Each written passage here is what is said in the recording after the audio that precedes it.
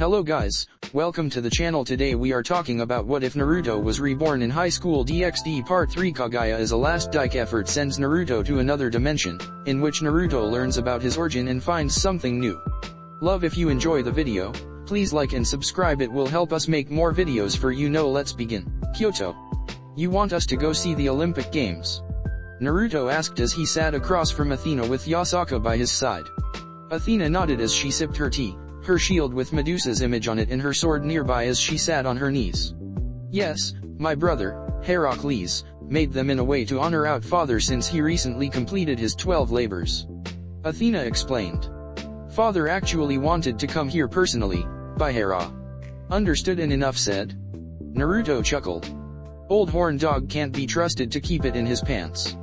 Neither can you, Papa. Yasaka joked as she nudged him, making Naruto deadpan. So, is that a yes? Athena asked as she finished her tea. We accept.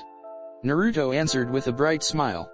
It will be nice to take Yasaka out into the world. Yasaka was all giddy.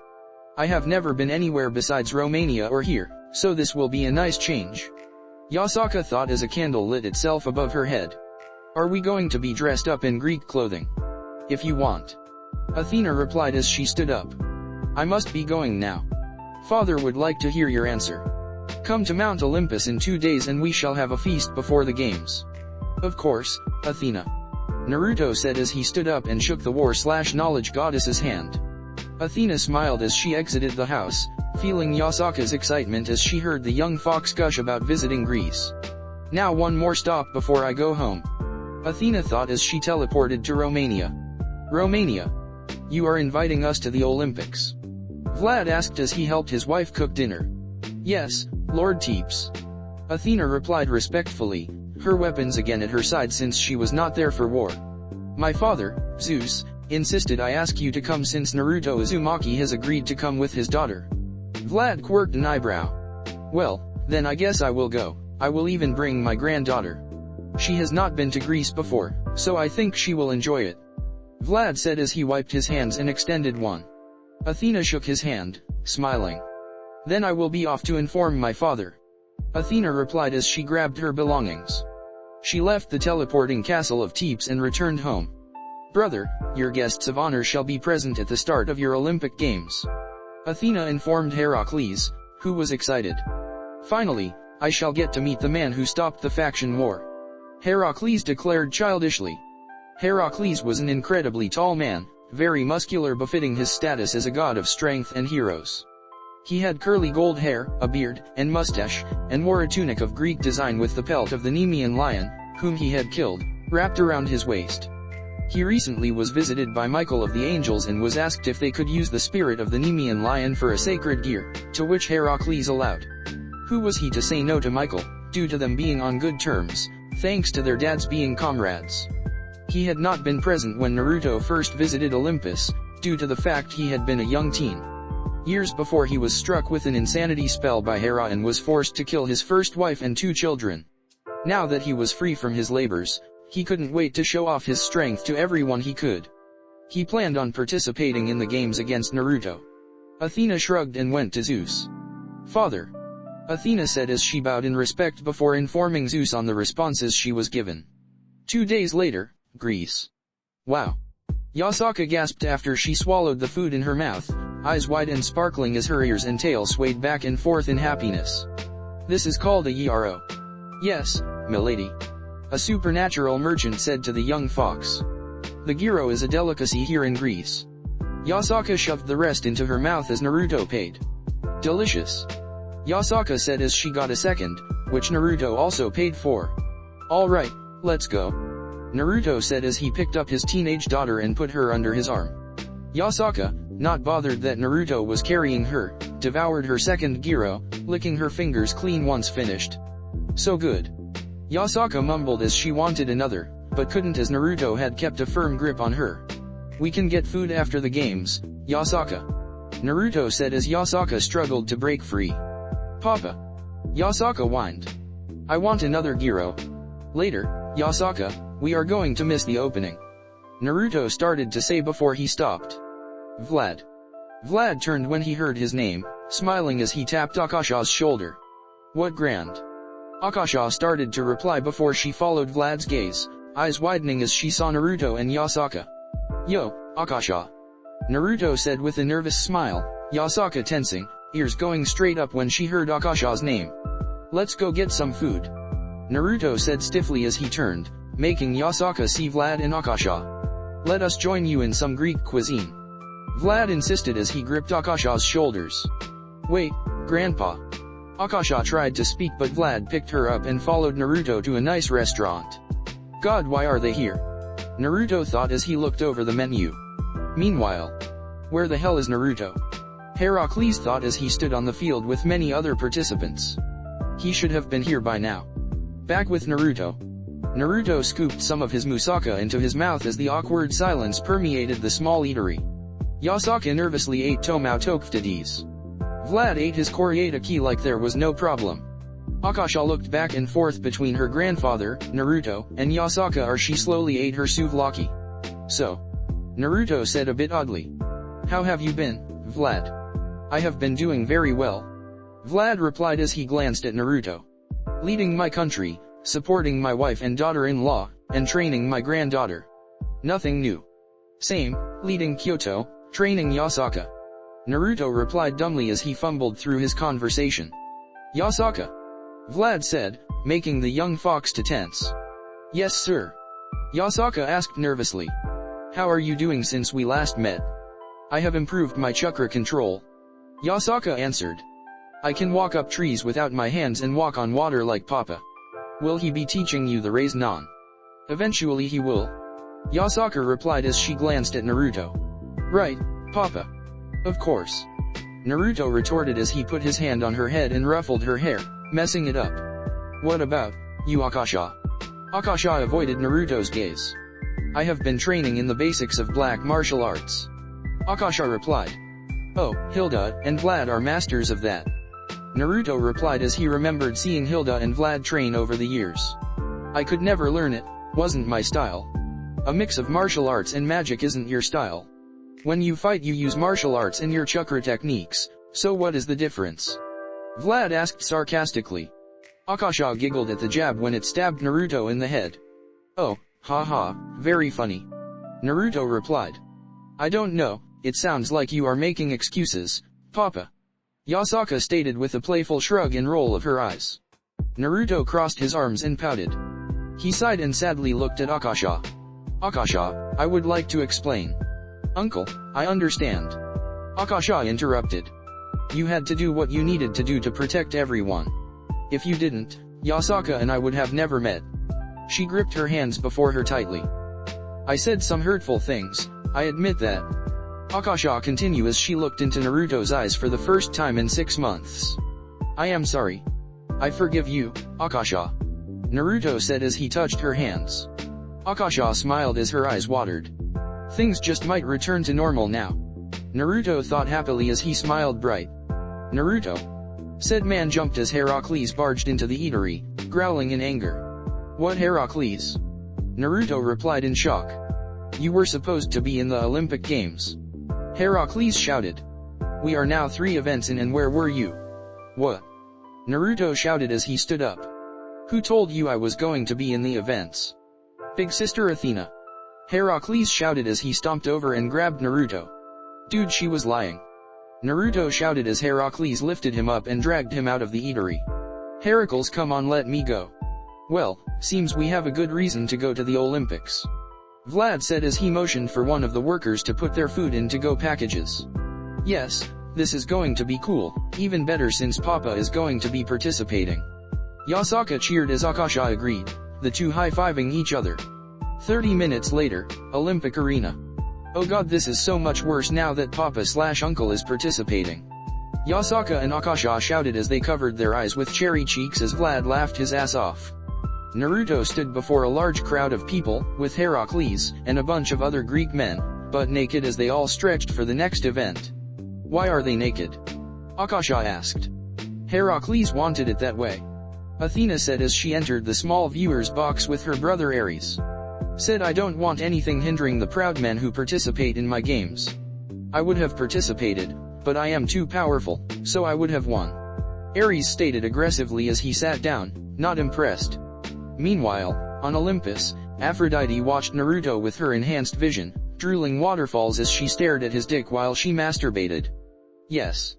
Yes. She chanted as she panted with a thin layer of sweat coating her body. Fourth event, chariot racing. An announcer stated as assistants brought out several horse-drawn chariots. Oh, shit, I never learned how to ride in a chariot. Naruto thought. Don't fear, young man. A Greek man said. Who are you? Naruto asked. Sorry, I am Wham. Wham introduced. Wham appeared to be a powerful man, tan, and muscled build, and very tall. His face is particularly chiseled and square with high cheekbones. Wham had short, standing light hair and has prominent eyebrows. He has painted or tattooed on his face the thick outline of a square, crossing his face just under the bridge of his nose, upwards through the middle of each eye. Wham wore large earrings and he had a small ring on the left side of his lip, and nothing else. I am Naruto. Naruto greeted, shaking Wham's hand, smiling at the sportsmanship Wham was giving. It is very simple. Wham said as he and Naruto neared a chariot. All you need do to make the horses speed up is whip the reins, slow down you pull them back. Wham demonstrated with one of the rein sets, making the horse speed up and slow with ease. That's it. Naruto asked Wham. It won't be as easy, because that was a slow speed. Wham explained as he exited the chariot. There is the rushing wind messing with your vision and balance. Then there are the others on the track. Wham, stop explaining it to him and get ready to race.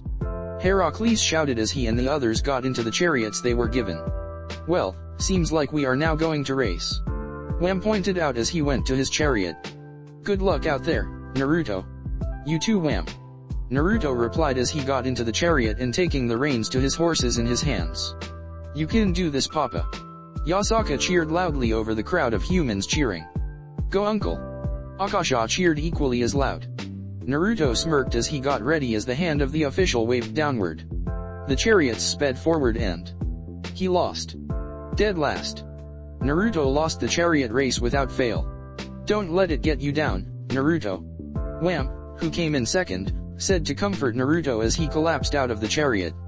There is still the discus, and then wrestling events left to squeak out a win. Thanks Wham, I needed that. Naruto replied tiredly as he drank some water.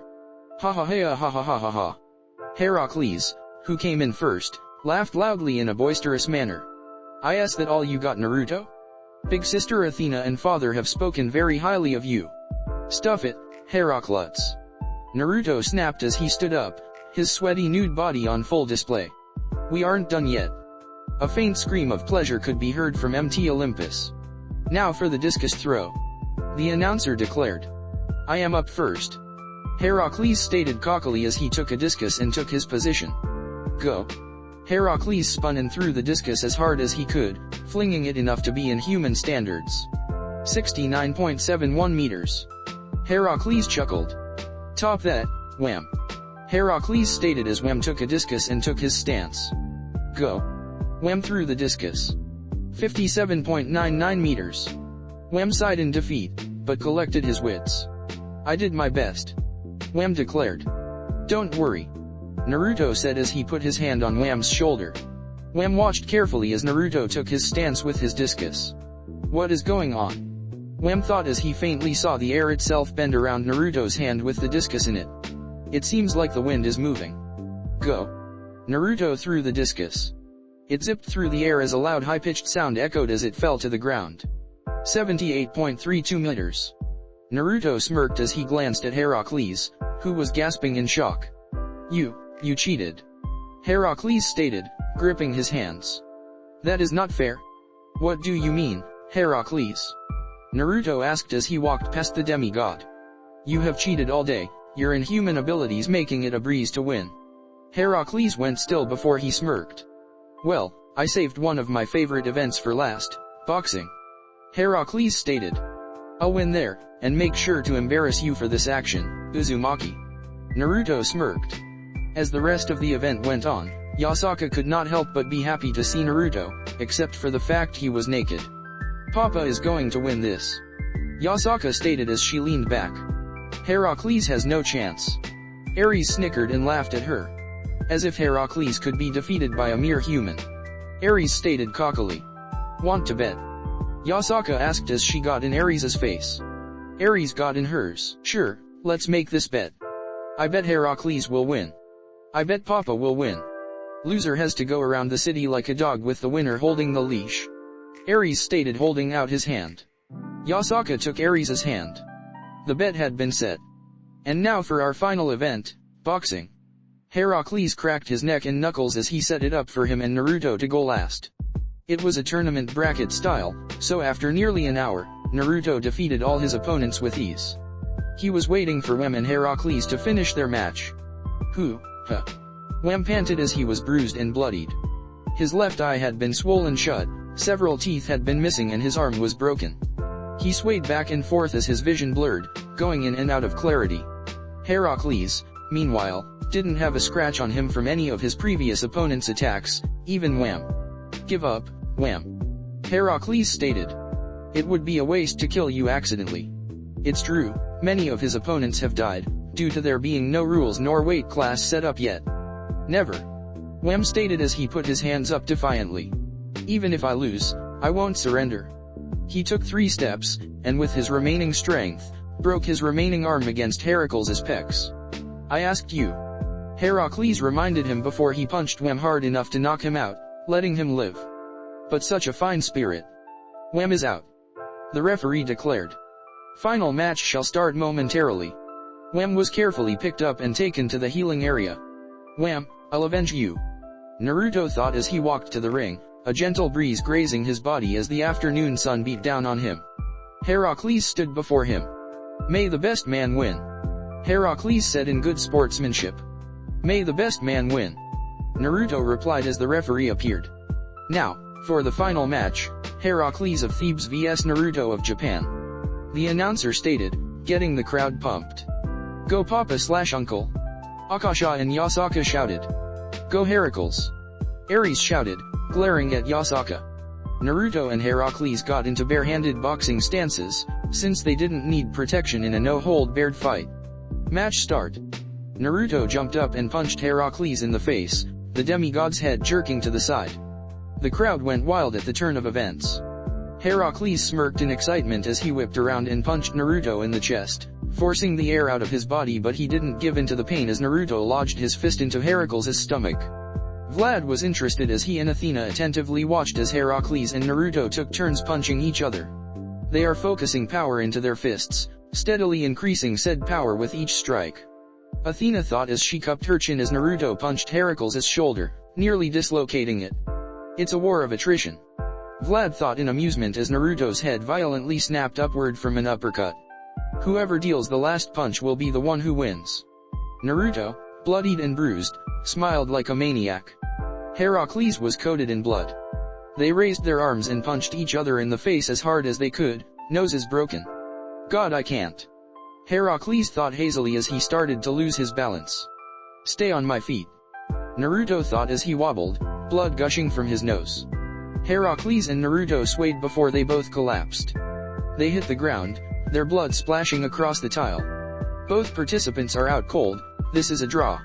No. Yasaka and Ares shouted. They both lost and won, so neither had to do the punishment. Grease. You think that he is going to be okay? Of course, Heracles and Naruto didn't go all out. If they did, they would have killed all the humans who were in attendance. But it was a draw. They were trying to be sportsmen about this. Can you shut up? Naruto said in irritation as he sat up, covered in bandages to the point only one of his eyes was open. I am trying to recover. Yasaka, Akasha, and Vlad looked at the bedridden man. So, what will you do? Akasha asked as she patted Naruto on the shoulder, making him flinch in pain. Oh, sorry. We should send you all home. Athena said as she entered the room, smirking at Naruto. Where is Ares? Yasaka asked as she crossed her arms, making Naruto quirk his eyebrow. What is going on with Ares? Naruto asked, making Yasaka's eyes widen. They made a bet, but with the final was a draw, so nothing happened. Athena explained before Yasaka could come up with an excuse. Naruto glared at his daughter, who stuck her tongue out at him. Ugh, okay, I am going home. Naruto stated as he forced himself to get up, only to be pushed down. Stay still, Naruto. Athena stated as she removed her hand from his chest. You need to stay here. I don't need. Naruto started to say before he was restrained by magic courtesy of Athena. How long will he have to stay here? Vlad asked. He should be good by tomorrow.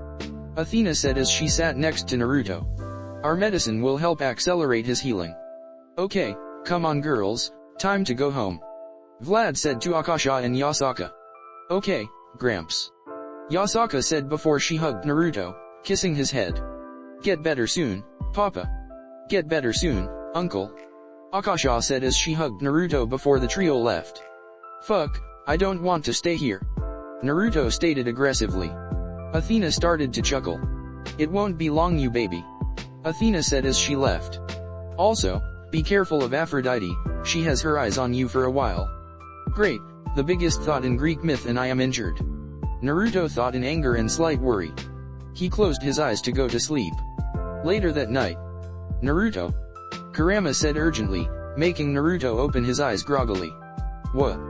He thought as he heard something being cut, only to feel hands roughly grab his dick. He shot up only to get pushed back by a female's lower half as Aphrodite pressed her crotch against his face in the 69 position. I've been waiting for this for a long time, Aphrodite said with heavy pants, as if she had been starving. Aphrodite. Naruto shouted into her soaked clothed crotch, making her shudder in pleasure. Yeah, like that. She moaned as she started to jerk Naruto off. Okay, enough of this shit. Naruto thought as he entered Kurama mode and pushed her off of him. Oh, playing hard to get, Aphrodite chuckled giddily as she turned herself over onto her back and held her hands up. Come on, it will be fun. Naruto powered down and got up, ignoring his pain. I'm leaving. He stated, only to feel Aphrodite grab his shoulder. I said I'm. Naruto turned his head and went silent. Aphrodite smirked as she stepped before Naruto. No longer did she resemble her regular form, but she was assuming to Mamo's form, down to the most minute detail. Naruto's eyes softened and held a yearning. So, now can we? Aphrodite started to ask before Naruto's eyes became red and his whiskers became thicker. You are sick. Kurama said through Naruto, pushing her aside. You are the most fucked up individual we have met, assuming the form of the being we loved most. Oh, so you must be the fierce nine-tailed fox, Kurama. Aphrodite purred as she wrapped her arms around his neck. Come on, let's make this night amazing. Kurama grabbed Aphrodite's face and squeezed. Aphrodite screamed as she gripped Kurama's wrist, trying to make him let her go as she returned to her normal form. Be happy I am not killing you. Kurama said as he released her and walked out of the room. Now, how does Naruto use this thing? His Sharingan weakly blinked open. Okay, now. Kurama thought as he focused as hard as possible on forming a portal. A weak-looking portal appeared. Good enough. Kurama thought as he stepped through it. Only to land dead center on Vlad's dining table with Akasha, Yasaka, Lisa, and Hilda eating dinner. Jesus. Lisa shouted in shock as she was not expecting Naruto to appear like that. Oh, crap, I am sorry. Kurama apologized before letting Naruto take over. Damn you, Kurama. Naruto thought as he got off the table, embarrassed. But thank you, if I had stayed in control, Aphrodite would have had her way with me. Anytime, dumbass. Kurama replied as he got comfortable and rested. Papa, why are you here? Yasaka asked as she noticed Naruto was still heavily bandaged. The goddess of love tried to screw me over. Naruto told them, making the adults nod in understanding as the teens shuddered. Yeah, my reaction too. Well, let's get you home. Yasaka said as she took her father's arm to help support him. Wait, Hilda stated as she walked up to Naruto and Yasaka. We need to talk really quick. Naruto felt nervous as he looked at Hilda, but then was extremely confused. Wait, aren't you supposed to be pregnant? Naruto asked as he saw Hilda's flat stomach. Hilda looked down and covered her stomach. Well, that is what I wanted to talk to you about, in private. Hilda stated with an embarrassed blush. Naruto looked at Yasaka. Ugh, fine. Yasaka stated with a shrug as she, Akasha, Vlad and Lisa left the room. What is this about, Hilda? Naruto asked seriously, not coming up any reason why Hilda wanted to talk to him in private. Well, as you can see, I am not pregnant. Hilda pointed out, trying to make sure Naruto understood. Not that there was anything wrong with my body, just that, I had a procedure. Naruto put his hands together. Abortion? Naruto asked calmly. What? No. Hilda defended, honestly surprised he would assume that. I didn't get an abortion. Then what is it? Naruto asked. Hilda sat down in front of Naruto and sighed. I had a procedure to close my ovaries. Hilda explained. I got it shortly after Akasha was born because I was scared someone would try to get to the throne through raping me to have a child. So, in fear, I had the procedure done. Oh, Hilda. Naruto said sadly as he held her hand. You would sacrifice your fertility for your family. That takes guts. But what if you find love again and get remarried? Hilda smiled at Naruto's concern. Don't worry about me, the procedure can be undone if necessary. Hilda told him. And since it has been 6 months, I can see that it works. Naruto sighed in relief before he became serious again. So, are we going to talk about that night? Naruto asked sternly. Hilda became serious as she nodded. As for that night, we should leave it as a one-night time thing. Hilda stated sadly with a solemn smile. It was enjoyable, but as we know, we don't love each other. Naruto finished. Yeah. The two adults sat in silence as their reality sank in. It was a lot of fun. Naruto admitted with a light chuckle. Damn straight. Hilda laughed, her laughter becoming contagious, and soon Naruto was laughing alongside Hilda. I'm glad we had this talk. Naruto said as he stood up, Hilda standing up and giving him a hug. Naruto hugged her back. Just fuck already. Shut the fuck up, Tristan. Naruto and Hilda shouted at the spiky-haired teen. Skip, Summer. Naruto stood before Yasaka as she wore a training GI. Beside them was a large basket filled with water balloons, which Naruto had made the balloons with creation of all things. What are these for, Papa? Yasaka asked as she noticed the balloons. These are water balloons, and these are a part of your training. Naruto said as he held out his hand. A raised non spiraled to life in his hand, making Yasaka's eyes widening as she smiled brightly. Yes, finally, I am going to learn the raised non. She mentally cheered as Naruto threw her a balloon, which she carefully caught. Alright, the raised non is one of the strongest jutsu I know, and there are 3 steps to master it.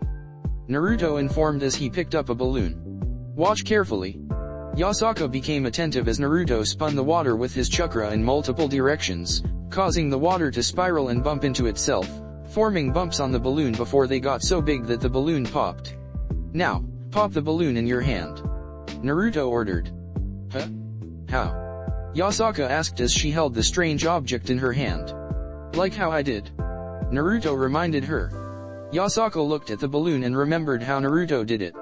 It was all lumpy, so I need to make it so that it becomes lumpy, and hold on to it that way it pops. Yasaka thought as she took the balloon in one hand. Naruto watched Yasaka channel her chakra into her palm, thus the water balloon, and spun it. Something is off. Naruto thought as he noticed Yasaka struggling to spin the water clockwise. Wait a minute. Flashback. Jiraiya put his hand on Naruto's head. Oh, I see, you're a right spin type. Jiraiya informed the clueless Jinchuriki. Right spin. How could you tell, pervy sage? Naruto asked curiously. Jiraiya chuckled as if he was better. From how your hair grows. Jiraiya stated cockily. End flashback. Naruto smiled solemnly as he remembered the Toad Sage. I miss you, pervy sage. Naruto thought as he remembered his godfather's lessons. Yasaka grunted as she stopped spinning the water. Damn. She thought as she took a couple deep breaths. Yasaka, come here. Naruto asked as he motioned for her to walk up to him. Yes, Papa. Yasaka asked as she stood before Naruto, only for him to put his hand on top of her head. Oh, I see, you're a left spin type. Naruto said with a bright smile and laugh. Try spinning your chakra in the opposite direction. Yasaka deadpanned as she pushed his hand off of her head. Okay. She said as she held her hand up and spun her chakra and the water to the left, finding it much easier to spin now. Wow, how? I could tell from the way your hair grows. Naruto stated in a similar manner that Jiraiya did. Now, pop the balloon. Alright. Yasaka shouted with renewed enthusiasm as she spun her chakra faster. Alright, I'll be back in a few hours. Naruto said as he turned to walk away. Wait, you aren't going to stay, Papa? Yasaka asked since Naruto had always been with her throughout everything that he had trained her in. I have some paperwork, plus this form of training doesn't require me to be here. Naruto said as he waved at her as he went to go to his meeting. Oh. Yasaka pouted, ears drooping a bit before she shook herself a bit and tapped her cheeks and returned to her training. Naruto smiled as he could feel her spinning her chakra. She will most likely get this faster than I did. He thought proudly. Hours later, Naruto walked back to the training ground with a tray of tea and light snacks, eyes wide as he noticed the ground was soaking wet. Did she go through all the balloons? Naruto thought as he found Yasaka on the ground, gasping for air as her hands were holding a deflated balloon. So, how did it go? Naruto asked as he carefully put the tray on a tree stump and sat down before pouring some tea. You tell me. Yasaka asked as she sat up and grabbed a single remaining water balloon. She spun the chakra in a counterclockwise motion, keeping it up, making multiple bumps before a small hole shot through the rubber, making the water shoot out at great speed. Naruto whistled. You are so close, and only in a handful of hours. Naruto said, very impressed. Here, green tea. Yasaka took a cup and took a snack. Did you teach this to Mama? Yasaka asked curiously, since she had very few memories of Tamamo. No, Tamamo wasn't much of a fighter. Naruto said sadly as he remembered his beloved wife as he made a clone to create more water balloons. She knew how, but preferred diplomacy over fighting. Left it to you, I guess. Yasaka replied. Yeah. I see a lot of her in you. Naruto said proudly. After this training, I was thinking of teaching you how to enter Sage Mode. Yasaka's ears tingled at the words Sage Mode. You mean it? She asked, wide-eyed, and sparkles. Of course, why would I promise that and then not help? Naruto asked as he drank his tea. Now, go pop the balloon. Yasaka nodded and jumped up, a pep in her step as she grabbed another balloon. Naruto snacked on the rest of the items he brought, watching Yasaka inch closer and closer to popping the balloon correctly. Come on, more spinning. Yasaka thought as she was getting low on chakra. She put almost all of the remaining chakra she had into the water. Too much. She realized as she grabbed the balloon with her left hand and tried to keep it from blowing up, the chakra in her left hand pressing against her spinning chakra, making the balloon bumpier. What? Naruto smirked. The balloon popped perfectly in her hands. What? How? Yasaka stammered before Naruto clapped. Perfect, you passed the first step in 1 day. Took me 2 days before doing that. Naruto praised. But I did it with 2 hands. It doesn't count. Yasaka said before Naruto laughed in her face. When I used this jutsu when I was young, I needed 2 hands. Hell, I would use clones to help speed up my training. Naruto said, holding up a hand before Yasaka could ask. I will be teaching you shadow clones, but I won't until you master this. What? Why not? Because you won't learn anything if you speed through it. Naruto said as he stood up, grabbed the tray, teacups, and teapot. Let's go home for now, it's going to rain this upcoming week. 3 days later. As Naruto had stated, it had been a downpour for 3 days, and Yasaka sat on the deck of the inner garden. Yasaka sighed as she held a thick rubber ball. She had been training in this step for 3 days, and her hands were in pain.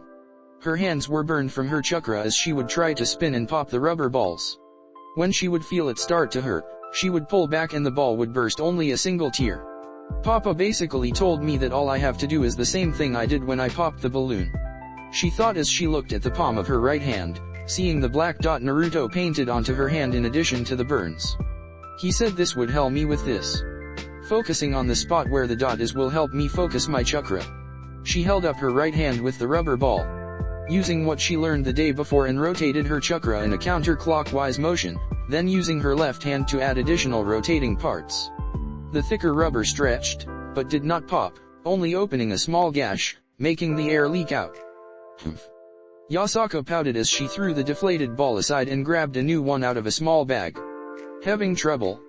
Domamaru asked as he walked up behind Yasaka. Yeah. She answered Domamaru. Papa told me to pop it, using what I learned yesterday, but it isn't working, uncle.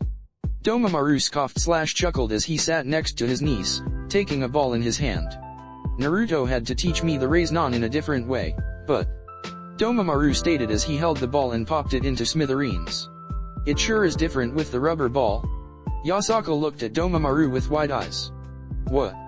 Didn't expect me to be able to do it? Domamaru asked with a cocky smirk. Yasaka nodded. Well, I haven't mastered the raise-non, still stuck on the third step, but I can easily say you are doing it right. Domamaru informed. Just, you're limiting yourself. Try pushing yourself. Get out of your comfort zone. What do you mean? Yasaka asked, happy to be given help while Naruto had just popped a balloon and left her to her own devices. Domamaru chuckled. I've said too much already. He said as he stood up and stretched. I'll be going to make dinner. If you can do this in a week, I'll make you a special dessert. He walked away, leaving Yasaka alone. She pouted. Just like Papa. He shows me, but doesn't explain how to do it. She thought upset and tired. Limiting myself. How? She held the ball and spun the chakra, wincing when her hands hurt, lessening her spin. Wait, maybe I should. Yasaka thought as she threw the now ruined ball and grabbed a new one. 4 minutes later. Naruto sighed as he leaned back. Finally, finished my paperwork for the week. He thought as he stood up, looking up at his door when he heard someone running to his door. Yasaka burst open, smile on her face as she held up a rubber ball. Without a single word, Yasaka spun her chakra in the ball, creating the steady rotation, before increasing the power of said rotation to her max, ignoring the burning in her hands before blowing up the balloon, the compressed air shooting in all directions, shooting the paperwork off Naruto's desk. No. Naruto thought as 4 of the most important documents were torn into atoms. I did it. Yasaka shouted in happiness, her hands hurting as she collapsed in the hallway as Naruto cried over the ruined and scattered paperwork. 1368, October. Have a safe trip, Papa. Yasaka shouted as she waved Naruto goodbye. Stay safe, Intern Empress. Naruto shouted as he waved back with a bright smile. He walked backwards down the road, heading towards the port. Again, you could just teleport to Norway and save us all the trouble. Kurama grumbled. If I did, then Yasaka's first-hand experience as a leader will not mean anything. Naruto thought as he entered Sage mode and took off in a run, making good time. Don't you want her to gain experience? Kurama grumbled before he went silent. I thought so. Naruto chuckled with a smirk as he continued to run, eventually making it to the port as the sun started to set all the way on the opposite side of Japan. Asgard. Odin laughed as he heard his newly collected prophecy. You say a blonde man with whisker marks from the east will come here? He asked as he got ready to depart from Asgard himself. Yes, Lord Odin. The manifestation of said prophecy replied. He will arrive here in 9 days, by foot. So says fate. Odin laughed as he finished dressing, wearing simple robes as he grabbed his spear Gungnir. Well, that should give me enough time. Odin stated as he began to leave, the manifestation of the prophecy fading into Odin's storage vault. Father, where are you going? Thor asked as he saw the All-Father heading toward the Bifrost. Thor was a tall man. Muscular with red hair, facial hair, and emerald green eyes. He wore blue and gray breast and back plate with fur lining the edges. A thick chain around his neck holding his shrinking hammer, Mjolnir. He wore a black cloak over his shoulders. I am heading to the branches of Yggdrasil. Odin stated as he pulled his hood over his head. I am going to gain new knowledge. Thor sighed with a sweat drop. Can I accompany you? Thor asked as he followed Odin. Of course, Thor. Odin said as the two left the castle. Loki, a thin man with long silver teal hair, watched from afar as Thor and Odin vanished on the Rainbow Bridge's temple. Loki. Freya, or do you prefer Frigg? Loki asked his fellow Aesir when she appeared. Freya was a gorgeous woman wearing an earth green and brown dress. She had flowing blonde hair and lime green eyes befitting of the Vanir she once led. She scowled and yanked on the Jotun's ear, nearly tearing it off. Odin might put up with your bullshit, but that doesn't mean I will. She stated clearly as Loki struggled to break free. Oh, mother. Please don't be too hard on Loki. Freya released Loki and turned, smiling brightly at her son, Baldur. Oh, Baldur, I wasn't being mean to him. Freya said in a doting tone. Baldur held Freya's beauty with soft porcelain skin, short wavy blonde hair like a field of wheat, and his father's blue eyes. He wore simple white robes with a splash of gray across his chest with a sash. He carried himself gracefully with each movement made. Loki, meanwhile, growled as he left the mother and son alone. He stormed out of the castle, walking across the meadow. "Oi, Loki!" Tyr, the Norse god of war, called out as he held a giant wolf pup. "Want to see how your kid is doing?" Loki ignored Tyr, which made the puppy whimper in sadness. "Oh, don't worry, Fenrir," Tyr said as he rubbed the giant wolf's head with tender care. "He is probably under a lot of stress." Fenrir whimpered again. Loki went to the Bifrost temple, ignoring Heimdallr. Destination, Midgard. He stated as he activated the Bifrost on his own, causing a rainbow to appear, connecting both Asgard and Midgard together. 1. Loki appeared in Midgard before he teleported above the mighty waves of the Atlantic Ocean. As he floated above the waves, two massive glowing eyes shone from their depths, revealing a large shadow under the waves that extended all across the world. Meanwhile, branches of Yggdrasil. Odin stripped himself bare, leaving only a loincloth. "Father, this is insane," Thor stated in vain as he attempted to talk his father out of what he was planning to do. "It isn't worth. Knowledge is worth any price, my son." Odin interrupted as he took a rope and fastened it to the root. "I carved out my own eye when Mimir asked me for it so I could drink from his well of knowledge without hesitation. So, I shall not hesitate here. Father," Thor started to say before he was forced to dodge Odin's spear, Gungnir. "In 9 days, a man named Naruto Uzumaki shall appear, looking for me. When he arrives, give him all the courtesy we have. Now, the runes require a sacrifice," Odin stated before he tied the rope around his neck. "Do not give me any help. Not even give me water. If you do, there will be hell to pay." Odin proceeded to stab himself with Gungnir, straight into his chest, causing him to fall backwards off the branch before the rope tightened and held him with his own gravity, his blood dripping down the staff of Gungnir. And there Odin hung for 9 days and 8 nights. 9th night. "It sure is much colder here than in Japan." Naruto, now aged 39, shuddered as he held his furred cloak close to his body as the snowy wind picked up in intensity. "You want a bear skin?" the friendly Jotun who was helping Naruto through the Bifrost temple asked. "I would, thank you." Naruto thanked as the Jotun gave him a spare bear skin. "Ah, much better. I'm glad I could be of help," the Jotun stated before he stopped. "This is as far as I can go. I'm sorry, but if I go further, Thor the Thunderer could attack and kill me." Naruto took notice of the Jotun's anger. "Does he kill a lot of Jotuns?" Naruto asked sincerely. The Jotun choked up. "Yes, my father and sister were some of them," he said sadly as he clenched his fist. Naruto nodded in understanding. "Is this how you felt, Sasuke?" Naruto thought as he paid the Jotun handsomely for his troubles before he continued on to the Bifrost temple. This sense of anger, sadness, and desire for retribution. "Who are you?" someone asked as Naruto neared. Naruto turned and saw a tall man, bearing a sword as large as he was, clad in simple armor and a helmet on which a rooster stood upon.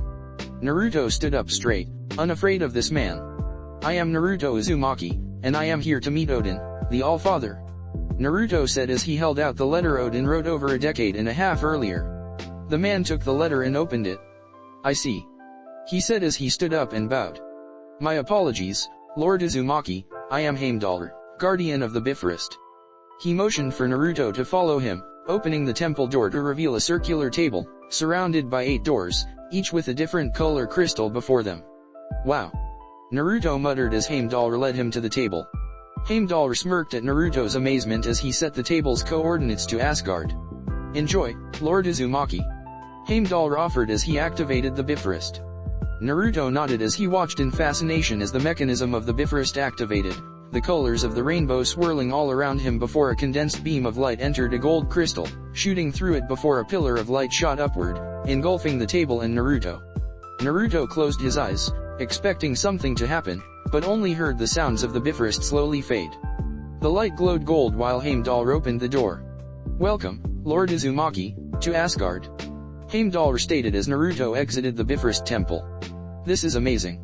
Naruto chuckled as he smiled at the difference in architecture and agriculture. Heimdallr looked up and saw a Valkyrie on a winged horse heading their way. "I shall leave you in her care, Lord Uzumaki," Heimdall stated as he re-entered the temple and returned to his post. Naruto whistled as he saw the Valkyrie. She had short-cut silver hair. The battle attire she consisted of a white breastplate with gold and pale blue accents and matching, fingerless gauntlets, boots, hip guards, and wing-shaped hair clips. She wore a black leotard underneath her breastplate, black thigh-high stockings, and a pale blue cloth wrapped underneath her hip guards, all of which are clad with pink lacing. She held a very voluptuous figure under the armor. At her left hip was a broadsword, on her left arm was a small circular shield with.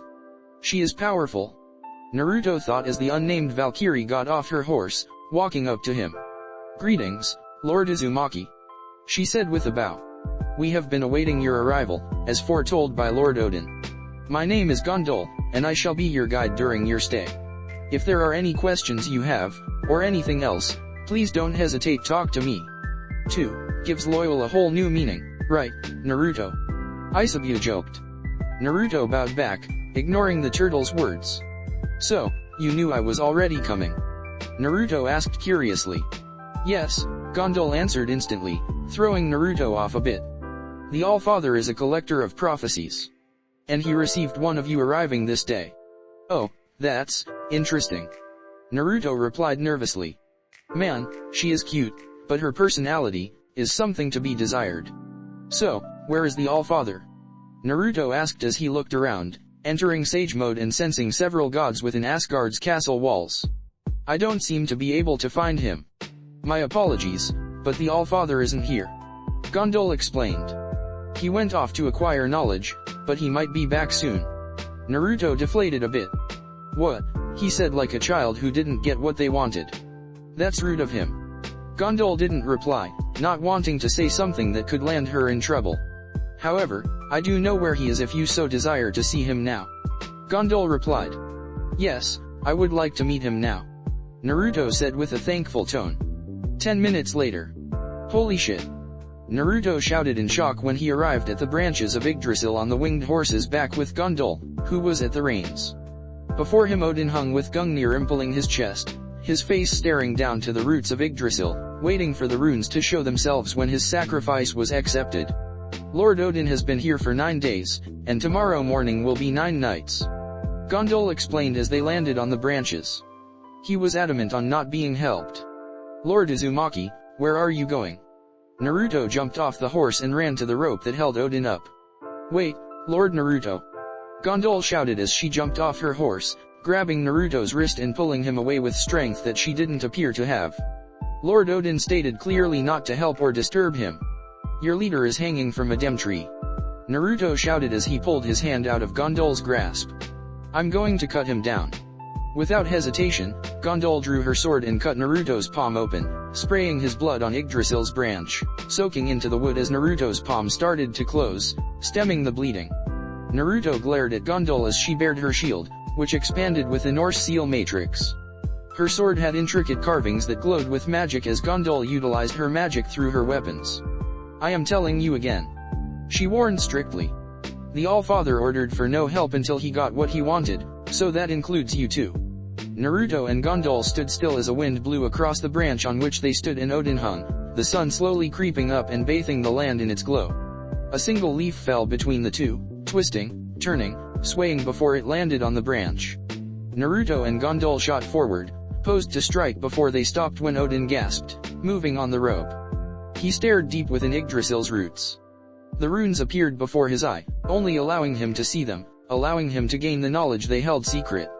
All-Father!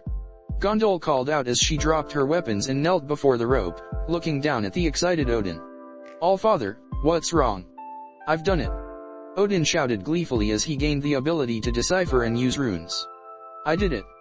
He grabbed the rope that connected him to the branch, and with a tug, he flung himself upward, did a flourish spin that dislodged Gungnir. Odin landed on his feet, hand up to catch his spear. He laughed loudly with a massive, toothy smile. Father! Thor shouted as he arrived with Freya and Baldur. Are you alright? Odin grinned wider as he pulled the noose off his neck. Am I alright? Of course, I am, my boy. He declared proudly before he took notice of Naruto. Oh, welcome, Naruto Uzumaki, hero of the faction war. Thor, Freya, and Baldur turned and blinked. What? They shouted when they realized what Odin had said as Naruto nervously waved with Gondol sheathing her sword in shame and stood behind him, awaiting any further help Naruto might need. Hello. Naruto said as Odin got dressed, chuckling to himself. It seems that when you arrived, they weren't here to greet you. Odin stated as he looked toward Gondol. Thank you, Gondol. You did an excellent job in following my orders. I thank you for your praise, All-Father. Gondol replied with deep respect and honesty. Now, Naruto. Odin said as he grabbed Gungnir and put an arm around Naruto's neck. Let's go get a drink. You spent over a week traveling here, so let's unwind a bit before we talk business. Sure, I could use a drink. Naruto said as he and Odin walked away with Gondol following them with her horse taking Thor, Freya, and Baldur back to Asgard. 4 days later, Asgard. Naruto sighed in relief as he and Odin finished settling the alliance. Phew. Odin sighed as he relaxed. Man, that was quite a doozy. It sure was, brother. Naruto blinked. Who said that? Naruto asked as it was only himself and Odin in the room. It was I, Mimir. Fuck. Naruto shouted when he shot backwards when the head Odin had at his waist spoke. Gahahaha. Odin laughed as Naruto hit the ground. Holy shit, that head is talking. Naruto shouted as he stumbled to get up. Lord Mimir is the advisor to Lord Odin, Lord Uzumaki. Gondol informed as she entered the room with a tray with water on it. After he was beheaded, Lord Odin preserved his head and he can talk to give advice. Thank you for the quick summary, Gondol. Mimir thanked as Odin placed his head on the table. What else you going to scare me with, Odin? Naruto demanded as he got up, picking up his chair. Odin smirked. He snapped his fingers and the manifestation of prophecies appeared. What shall I help with today, Lord Odin? MOP asked as it took the form of wisps of smoke with darker areas resembling eye sockets and a mouth, with tiny limbs acting as arms. Naruto, this is the manifestation of prophecies. Odin informed Naruto. When I collect them, I put them inside it, storing them for further use later on. So, Prof, is there anything you can tell Naruto concerning his future? MOP hummed as it faced Naruto, who sat back down and didn't look impressed.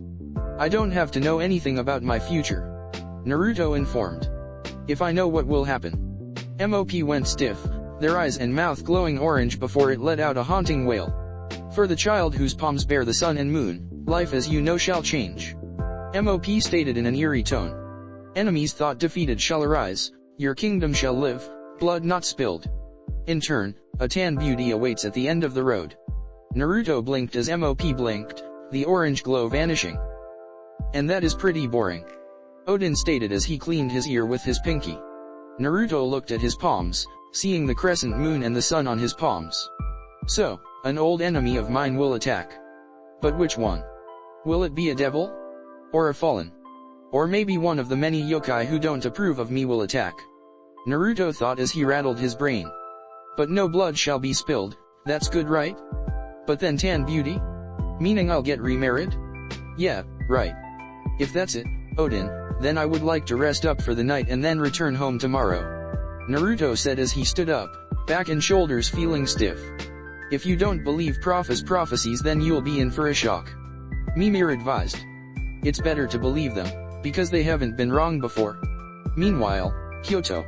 Yasaka groaned in annoyance as she signed paperwork. How did Mama and Papa deal with this, she thought as she signed paper after paper after paper after paper after paper. It seemed to never end. All right, Yasaka. Domomaru said as he heaved a new stack of papers onto Naruto's. Yasaka's desk. Finish these and you will be done for the week. Yasaka blinked several times before she smiled stupidly, heavily feeling lightheaded before she face-planted into the desk.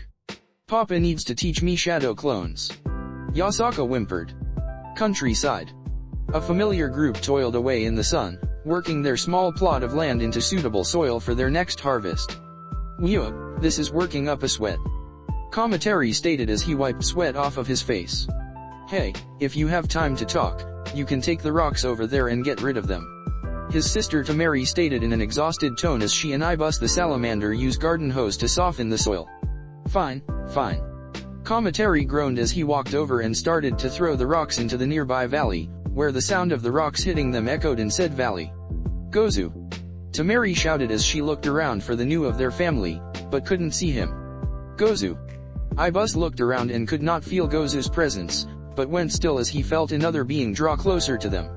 He tapped Tamari's arm frantically and sighed for the soon-to-be arrival. What's going on? Kamatari asked when he finished removing the stones. Before Ibus or Tamari could inform him of their guest, a shadow appeared above them, growing bigger before the three moved and saw Gozu, now a slashed-up corpse. Kamatari and Tamari's eyes widened in horror as Gozu's blood soaked into the earth as Ibus fell to his knees, silently screaming on the inside. Sorry for the bad news, but I found him on the side of the road, begging for help. A seductive female voice said, making them turn to see a cloaked woman. You! Kamatari shouted in anger, nearly lashing out as he shed tears. Did you do this? The woman in question smirked at his accusation. No. The woman said as she pulled back her hood to reveal her face and fox ears. But he did want a message for you. Tamari put her hand on Ibus's shoulder, gripping it tightly as the salamander yokai grieved. What did he say? Tamari demanded. He said the false emperor attacked me suddenly. Tell my siblings. And then he died. The woman replied as she pulled out a chunk of clothing and threw it at Kamatari, who caught it. His eyes widened as he recognized the scent. It was Naruto's scent. Who are you? And can you help us? Kamatari asked in anger as he glared at the woman. I am Azula, daughter of the captured Oze. Azula introduced. And I can help you kill the false emperor. Asgard. Naruto laughed as Fenrir the wolf licked his face, having jumped Naruto as he was leaving. Okay. Naruto laughed as he tried to get up but Fenrir's giant paw kept him on his back. Fenrir, let me go. Fenrir ignored Naruto's pleas as he continued to lick Naruto's face, his tail wagging back and forth in excitement. Okay, that's enough Fenrir. Tyr said as he put his hands on Fenrir's neck, gripping his fur tightly before pulling the wolf pup off of Naruto, soaked in saliva and smelling like dog breath. He sure likes you, Naruto. I know, I don't know why though. Naruto said as he wiped off all of the saliva. But he is a good boy. Fenrir smiled as Naruto proceeded to rub his head. Despite being a puppy, Fenrir was 10 feet in length, 4 feet in height. Fenrir looked over and stood up as Loki walked gracefully across the field, having returned from Midgard, and held an irritated look as Fenrir trotted over to him. Fenrir sat on his haunches, acting serious as Loki patted his head. Hey, Tyr, who is that?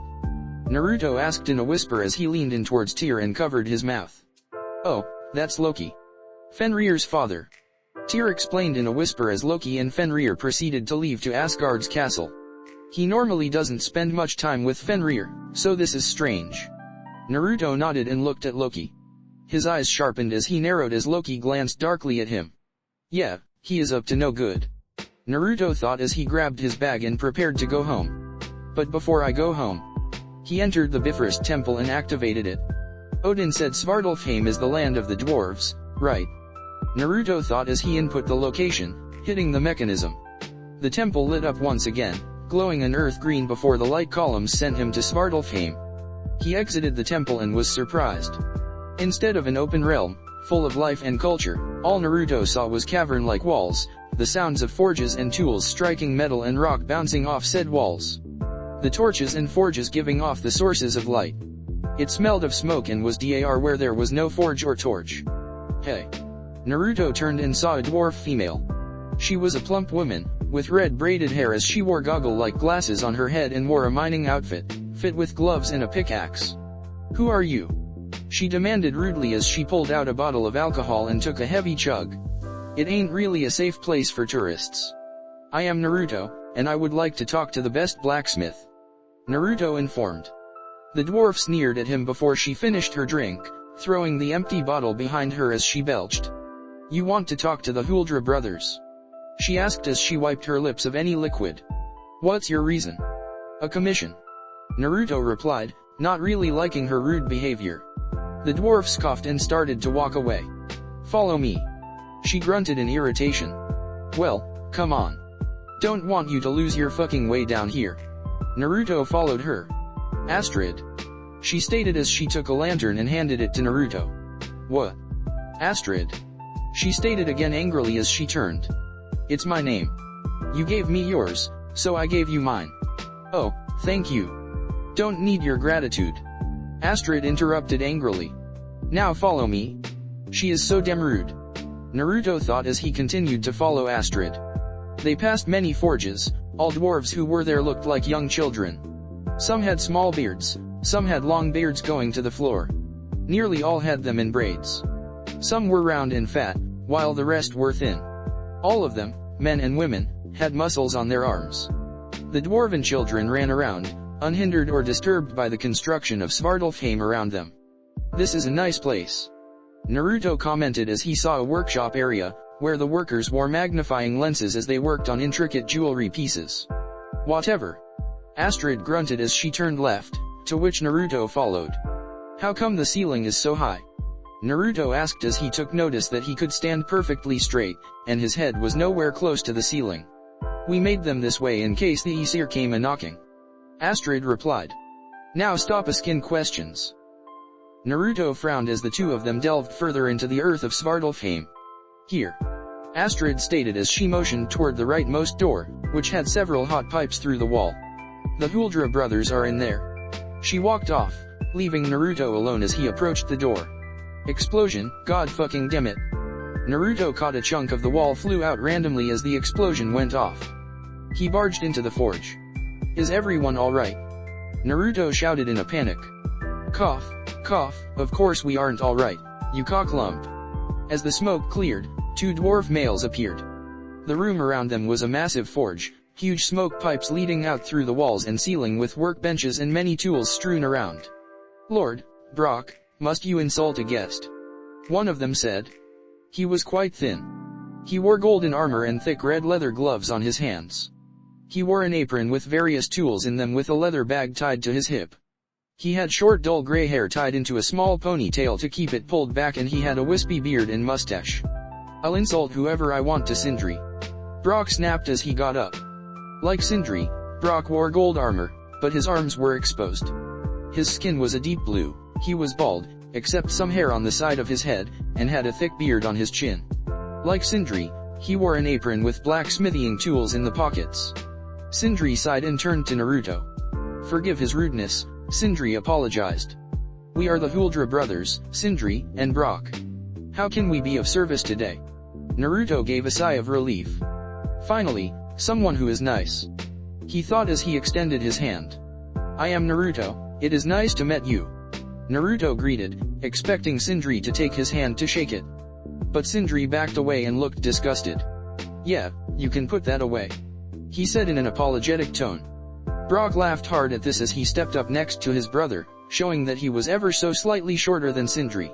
Don't worry about him, he is, what you call it. He said as he scratched his nuts in thought. Afraid of germs. Oh, I see. Naruto replied in confusion at the display.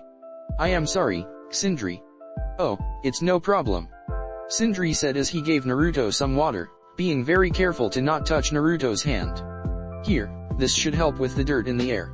I know how it can make it hard to breathe. So, what can we help you with today? Well, I have a bizarre request. Naruto said as he drank the water. Sindri and Brock leaned in with interest. What kind of request? Brock demanded. Empty Olympus. In his forge, Hephaestus wiped his forehead of sweat. He hummed and thought as he held the weapon in his hand to examine it. Well, it is good enough. But I think I'll shelve it and come back to it another time. He indeed shelved the weapon on his, to be continued, shelf and cracked his neck. Ah, that felt good. He stood up, using a crutch to help him stand due to his feeble leg. I guess I'll go get some lunch. I wonder if Aphrodite is willing to eat with me? She better not be fucking Ares again. Whoa, did not want to hear that one.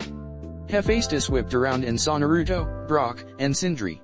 Oh, it's you, Naruto. Hephaestus sighed as he cupped his chest. You scared me. Sorry about that, old friend. Naruto apologized. Hurry up. Brock urged rudely. I want to get to making these weapons. I want to test my skills. And these tools. Sindri said in fascination as he saw how neat and organized Hephaestus kept his forge. They are so different from the ones we use in Svartalfheim. Hephaestus was intrigued by the new arrivals. I am Hephaestus, god of blacksmithing and the forge. Hephaestus introduced as he sat down. The Huldra brothers, Brock and Sindri.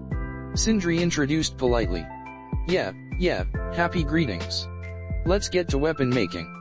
Brock stated as he had a fire in his eyes as he held up his hammer. I am rearing to go. Hephaestus quirked an eyebrow as he turned to Naruto. Who lit a fire under his ass? I did. Naruto explained. Because I had an idea. Oh, and what is this idea? Hephaestus asked in interest. I want. Naruto started to say before he was jumped from the back, slender arms, and legs snaking around his arms and waist. Naruto Aphrodite screamed in happiness as she held herself into Naruto's back. I got you. A puff of smoke revealed the Naruto she was holding as a log. What are you doing here? Naruto asked as he stood behind her, ready to react to any trick she might pull. We are busy with work, so get out of here. Brock was drooling from Aphrodite's beauty and Sindri blushed, feeling uncomfortable, as she stood up. Why am I here? I am here to see you, Aphrodite seductively said as she carried herself with grace. Naruto pinched his nose as he sighed in irritation. Now.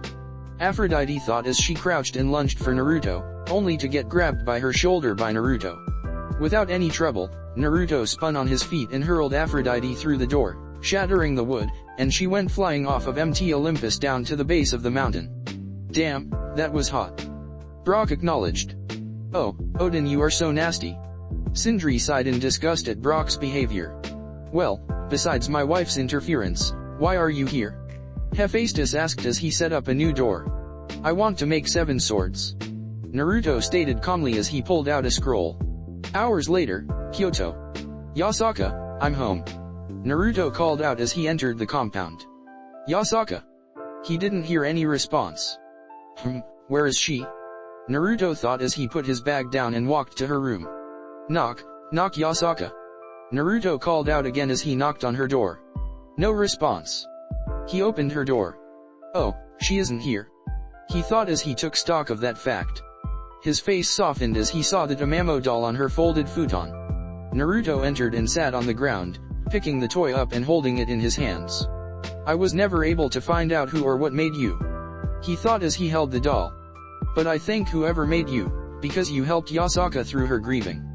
He smiled a bit more before he put the doll back and left Yasaka's room, lest she hit him for being in her room. I wonder what I should get her for her birthday. Naruto questioned as he walked to his room, wanting to take a nap before lunch.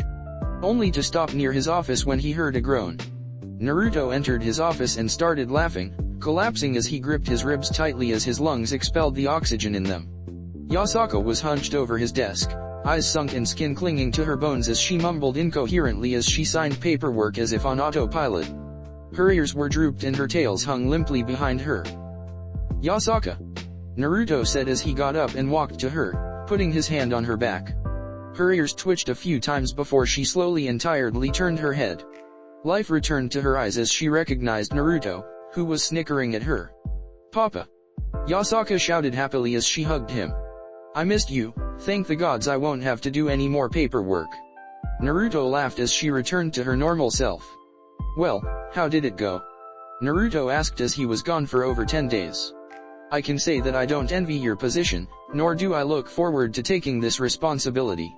Yasaka replied as she shuddered. Though I do know when I learn shadow clones it will be easier. You will get good enough to not even need shadow clones, like I did. Naruto informed as he ruffled her hair. Now, let's go get some lunch. Okay. Naruto and Yasaka sat in their kitchen, slurping up ramen. Oh. Yasaka and Naruto cheered in happiness with stars in their eyes. Ramen is the food of the gods. They continued to eat, making Toshimi and Domamaru smile as they ate their food. So, how did the negotiations with the Aesir go? Toshimi asked as she looked at Naruto. It went well.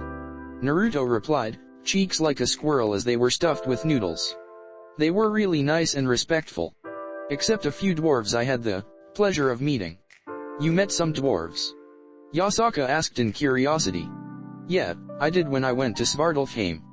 Naruto informed before he swallowed, turning red in the face as he could barely do it before he was able to get the food into his stomach.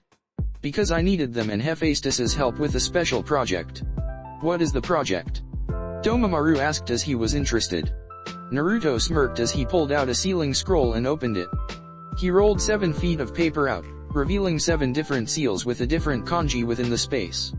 Something from my past that me and some friends thought of remaking. Naruto stated cryptically as he touched one seal. The seal glowed brightly, the kanji vanishing as a large sword appeared. Whoa, a sword. Yasaka said in sarcastic awe, not impressed with the sword. This, Yasaka, is the Kyubikaribasho. Naruto stated fondly as he held it in his hands. It was a giant sword with a butcher knife-like appearance, with a circular cut out near the tip and a semicircle near the guard. It's just a hunk of metal. Yasaka replied with a shrug. You won't understand, so to explain why, I had the Huldar brothers and Hephaestus help me make these 7 swords. Naruto explained as he sealed Kyubikaribasho away. I want to establish a specialized force called the 7 Swordsmen of Kyoto. Now this, quirked eyebrows of interest. Spring, 1369. Yasaka, age 17, looked into her burned hand. I did it. She thought as she held up her hand, where a completed raise-non spun.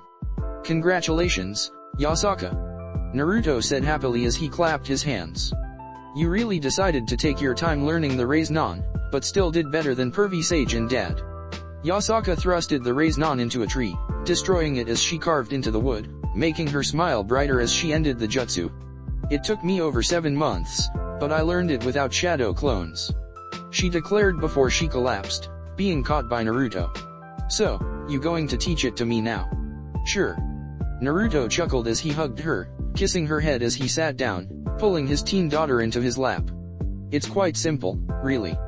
But you might have some trouble. How so? You make them without much effort. Yasaka pointed out as she remembered all the times Naruto made shadow clones throughout her life, where the clones just appeared beside him at any moment. Well, let me explain how you do this. Naruto stated, nudging Yasaka out of his lap so she could watch what he did. Yasaka watched Naruto make the hand sign for the shadow clone jutsu. Now, it isn't as simple as weaving a hand sign for an elemental jutsu. Naruto explained as he summoned a single clone, which was half as strong as Naruto himself. When I learned this, I had a large amount of chakra and no control. I learned this before I started training my chakra control with tree climbing and water walking. Oh, really? That doesn't seem so bad since I know how to control my chakra, unlike you, Papa. Yasaka taunted with a shit-eating smirk, which Naruto ignored. Okay, I am a master of making shadow clones, but since you are learning it, you must use a hand sign. Naruto said as he made a cross-like hand sign with his index and middle fingers.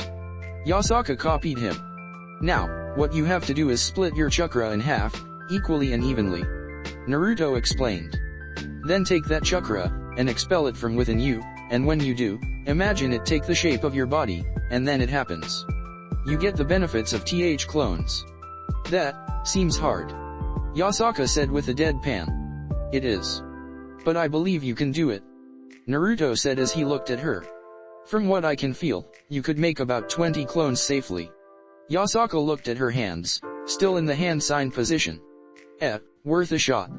Yasaka thought with a shrug as she closed her eyes. Divide my chakra evenly and equally, then expel it with the thought of it taking the form of me. Naruto felt Yasaka's chakra divide. Good, now send half of that into the fingers that make the hand sign. Naruto instructed calmly. Yasaka did as asked with no visual showing she heard him from how hard she was concentrating. Now expel it. Yasaka started to sweat as she tried to expel her chakra to form the shadow clone. She then felt what might have been an implosion run through her body as she forced the chakra out of her body before it returned and merged back with her chakra. Phew. Yasaka shouted as her eyes opened and looked at her hands, seeing that they were shaking and the feelings in her fingers were starting to fade on top of the cuts and scrapes. It's what happens when one is starting. Naruto said as he took her hands in his, calming her down and drawing her attention to him. This will happen until you are able to make a clone this way. Are you sure you want to continue, Yasaka? Yasaka looked into his worried eyes. He went through this? And he said his chakra was bigger than mine and so the rebound would be much worse. Yasaka thought in realization, her hands shaking from the immense pain added from the previous injuries from her raise-non training. Yes. Yasaka stated shakily as she moved her hands from his, putting them back into the cross-hand sign. I will continue until I am able to make these clones. End of the day. Yasaka gasped in pain, her hands bleeding as she held a big smile on her face. I did it, Papa. She declared proudly. Naruto smiled with pride as he clapped. Yes, you did, now let's get you healed and bathed. He stated as he got up and took her in his arms. Yasaka purred when he kissed her forehead. Love you, Papa. She mumbled tiredly before she yawned. Love you too, Yasaka. Naruto replied. Flashback. For the child whose palms bear the sun and moon, life as you know shall change. MOP stated in an eerie tone. Enemies thought defeated shall arise, your kingdom shall live, blood not spilled. In turn, a tan beauty awaits at the end of the road. End flashback. Naruto became forlorn as he entered the compound, the hot spring being his destination. This prophecy does have me a bit worried. He thought in paranoia. I don't want my baby to go through a war, at all. Countryside. Come on, we can go right now. Kamatari shouted at Agila, who was unfazed by his outburst. We have an army assembled, so why should we still wait? Agila pursed her lips into a smirk. Isn't it obvious? She asked as she walked up to him, making him step back. We can't go in blindly. If we do, defeat is most likely our outcome. We need to wait, and find his weakness. Yeah, like what? Tamari stated sarcastically as she sharpened her scythe. We have fought him, so we know his strength firsthand. Tisk, tisk, tisk. Agila tsked as she waved her finger. You forget, I have someone on the inside, listening into all events going on in the capital. Yeah, who? Tamari questioned. Agila's smirk got bigger. My father, Oze. He is still alive in the dungeon, relaying messages to me. Agila replied with her hand on her chest. And recently, he got information on some weapons we can use. Tamari and Kamatari were amused. What kind of weapons? Kamatari asked. The false emperor killing type of weapons. 7 in total. Agila replied deviously. All we need to do is steal them and then our chances of victory shall increase exponentially. Training ground. Naruto and Domomaru stood before 6 panting yokai on the ground, 6 katana on the ground around them. I didn't expect it to go by so fast. Naruto said with a sweat drop on his head. How long do you think they and the others had been fighting in this tournament? Let's see. Domomaru said as he held up his webbed hands. We started this yesterday, and they fought all night, and it's roughly 2 in the afternoon. So, I say, 32 hours, give or take. Damn. Naruto responded in surprise. The Biju rolled their eyes. Idiot. Stupid. Moron. Dumbass. Ignoramus. Nincompoop. Simpleton. Jackass. Retard. Naruto deadpanned before he ignored them as he walked up to the 6 remaining fighters. Congratulations, you 6. Naruto said as he applauded with a bright smile. I'm happy that we were able to settle this quickly. You are truly the best 7. 7, one of the 2 women gasped. There are 6 of us. Naruto turned to Domomaru. From where I am standing, I count 7. Domomaru blinked, looked to his left, then his right, before stupidly pointing to himself. Yep. Naruto declared he motioned for his friend to join them. Domomaru stepped forward and joined his new comrades before Naruto, who looked like a proud dad as he looked at the 7. I, Naruto Uzumaki, declare you 7 the 7 swordsmen of Kyoto. Naruto stated clearly and professionally. Now, let's get our introductions out of the way. I am Domomaru, and I am a Kappa. Domomaru started as he bowed. It is a pleasure to meet you all. What's up, I am Yoriyuki Shihoin. Yoriyuki stated childishly as her hand shot up. I am a Nico Shao and it's awesome to meet you guys. Yoriyuki was a young Nico Shao, with short purple hair, ears, and a single tail. She had tan skin that was complemented with golden eyes. She wore a shabby shiakusho that was dirty. I am Zuko. Zuko introduced. I am a kitsune. I am honored to meet you all. Zuko, like Yoriyuki, was a young kitsune. His tail and ears matched his dark brown hair. He wore a red, brown, and dark yellow kimono outfit with the pants tucked into boots. The most standout feature this young man held was the massive scar on his face, covering his left eye, making it look like he was squinting. I am Kenpei Zaraki. Kenpei stated in irritation. I am an ONI. True to his statement, Kenpei was huge, towering over Naruto. He had normal skin, though he had horns on his forehead, next to a scar going down the left side of his face, signaling a life of combat. His shiakusho was in tatters and he wore an eye patch over his right eye. He had long hair spiked up with tiny bells on the tips. I am Bankotsu. Bankotsu stated cockily. I am a leopard, and I say it is an honor for you to be in my presence.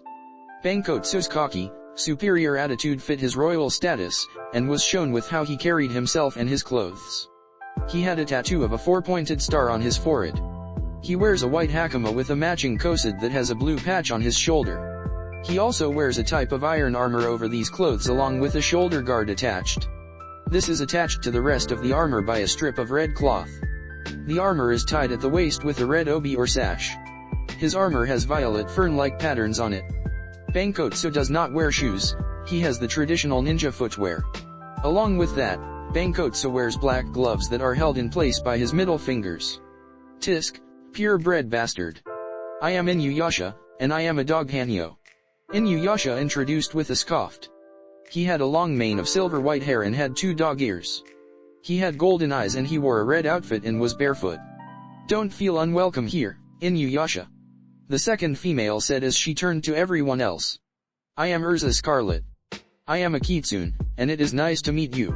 Urza had long red hair, ears, and tail, showing she was quite young like the rest of the yokai, except Kenpei who seemed to be a fully mature ONI. She wore European armor that was clasped to her body. It is a pleasure to meet all of you. Naruto said as he shook all of their hands. Now, the hard part. Hard part? Yoriyuki asked with a tilt of her head. Yes, the hard part. Naruto answered as he summoned the scroll holding the 7 swords before revealing it to them. Which sword will you take? Which sword will you master? Which sword shall be your partner? Meanwhile, within his cell, Oze meditated quietly. His ears twitching at minute sounds one could hear miles away. So, these swords are now passed out. He thought as he listened carefully to the conversation Naruto was having. I must inform Azula of this. I am surprised that Zuko is among them. A sinister smirk crept onto his face. That failure might as well be useful somehow. That night, Naruto yawned as he, Kenpei, Domamaru, Inuyasha, Bankotsu, and Zuko relaxed in the open-air hot springs. You tired, Lord Naruto? Zuko asked in concern as he sat next to the Emperor. Yeah, mentally more than physically. Naruto replied as he looked up into the sky, seeing the stars. Just a lot of stuff cramming into my head. Okay, sir. Zuko replied sincerely. No need to kiss his ass, kid. Kenpei grunted as he sat at the edge, his scarred body on full display, save his waist area thanks to a towel wrapped around it. He may be our leader, but that doesn't mean we need to lick the shit off his boots. How vulgar. Domamaru stated in irritation as he glanced at Kenpei. I don't think you should even be here, you barbarian. Kenpei smiled at this, standing up above the kappa. You can say anything you want, but words are empty air.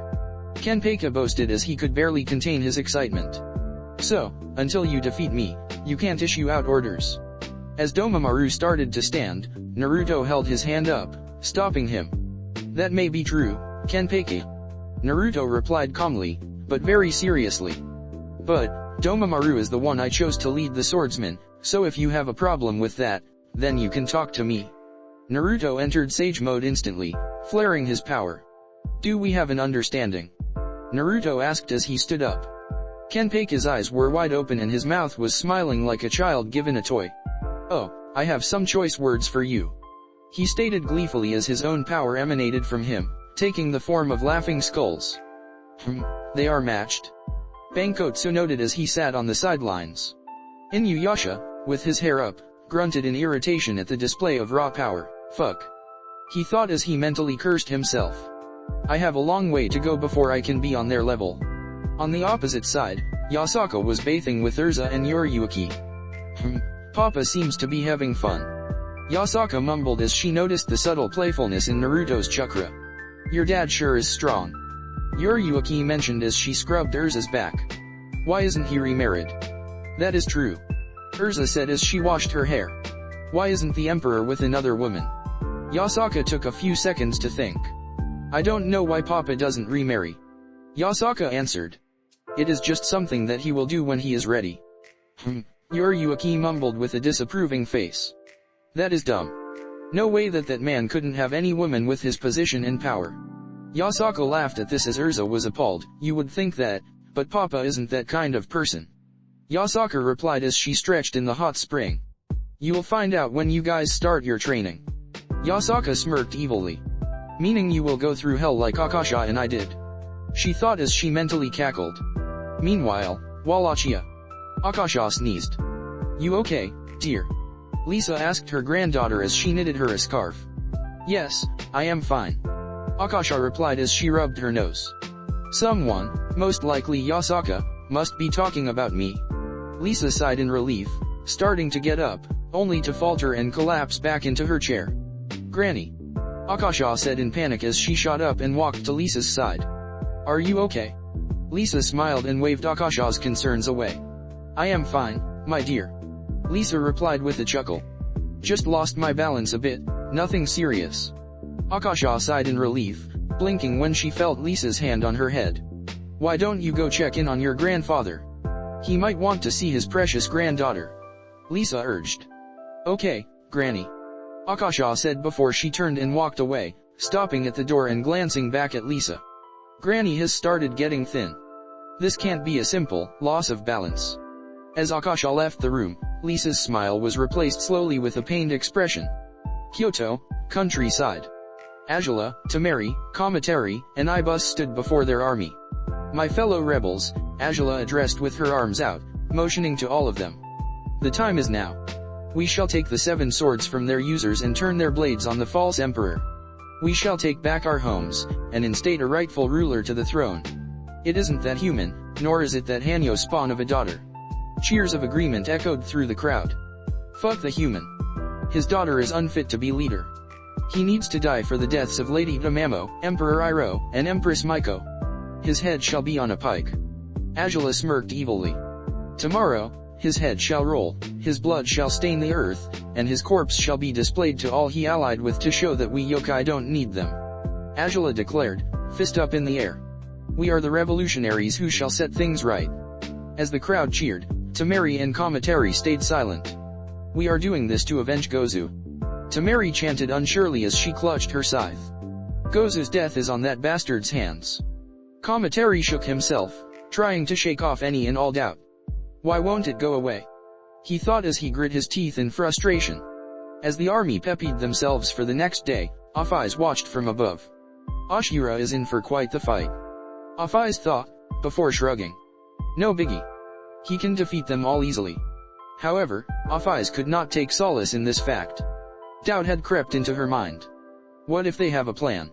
Afaiz thought as she chewed on her thumbnail in concern. Next day, training ground. This is fucking stupid. Kenpeka stated as he and the other 6 swordsmen stood before a large horde of night creatures, thanks to Hector the Forge Master making them for the group, waiting patiently for their deaths. These things won't even be a warm-up. And why should we learn this hidden mist jutsu and silent killing method? That takes the fun out of fighting. Domamaru sighed in annoyance. I have my work cut out for me. Domamaru thought as he pulled out 7 scrolls, each bearing a name of the 7 swords. Today we are going to be slaying the night creatures. Naruto made these scrolls to help you learn how best to use your swords. Domamaru handed the scrolls out, Urza eagerly opening hers and reading its contents. Inuyasha and Bankotsu opened theirs in annoyance but read it. Kenpeka begrudgingly opened his. Yuriyuki read hers in fascination. Zuko sat down as he read, intrigued with the tactics his weapon provided. As Domamaru opened his, he stopped and turned, a shocked expression on his face. What the hell, he thought as he felt hundreds of yokai chakra signatures closing in. Training is postponed, we have to fight real enemies. Council room. An army. Naruto asked as he faced the messenger yokai, who happened to be a falcon. Yes, my lord. They said as they bowed. A massive rebel army. I was able to get in and overhear their plans. They plan on taking Princess Yasaka hostage to force your hand. Naruto went still as he turned and faced Yasaka, who was with Naruto to watch and see how the council meetings went. They want to hurt my family. Naruto thought as he became serious. I won't let that happen. Were you able to discern their reason for creating this army? A council member asked. The messenger sadly looked at Naruto, choosing his words carefully. They seek the death of Lord Naruto. The council went into an uproar, claiming they need to send their own army in before Naruto rose his hand, silencing them. I know this is concerning, but don't fear. Naruto stated calmly. Me and the 7 ninja swordsmen shall take care of this. However, I have an announcement to make. An announcement. Now of all times. You need to get going or else the rebels will get too close. Naruto ignored them as he approached Yasaka. Naruto's expression softened and he wore a sad smile. I know this should be under better circumstances, but I guess now is as good of a time as ever. Naruto said as he removed the white lotus pin from his Haori. From this moment forth, Yasaka Uzumaki, you are the Empress of Kyoto. He placed the pin on the shocked Yasaka's clothes. I'm proud of you. Naruto said as he summoned his rapier, his treasured sword given to him by Adrian. Please hold on to this for me until I come back. Yasaka held the sword, before dropping it, letting it clatter on the ground as she grabbed Naruto's sleeve. Yo, you are planning on going to fight them, and expect to die. Yasaka shouted in a panic, making the council start to panic. No, you can't go. I forbid it. Her heart felt tight, each beat of her heart felt painful and labored as her throat dried and became scratchy. Naruto smiled sadly and cupped his daughter's cheek, making her ears and tail droop. It's going to be okay. Naruto replied as he kissed her forehead. I love you, Yasaka.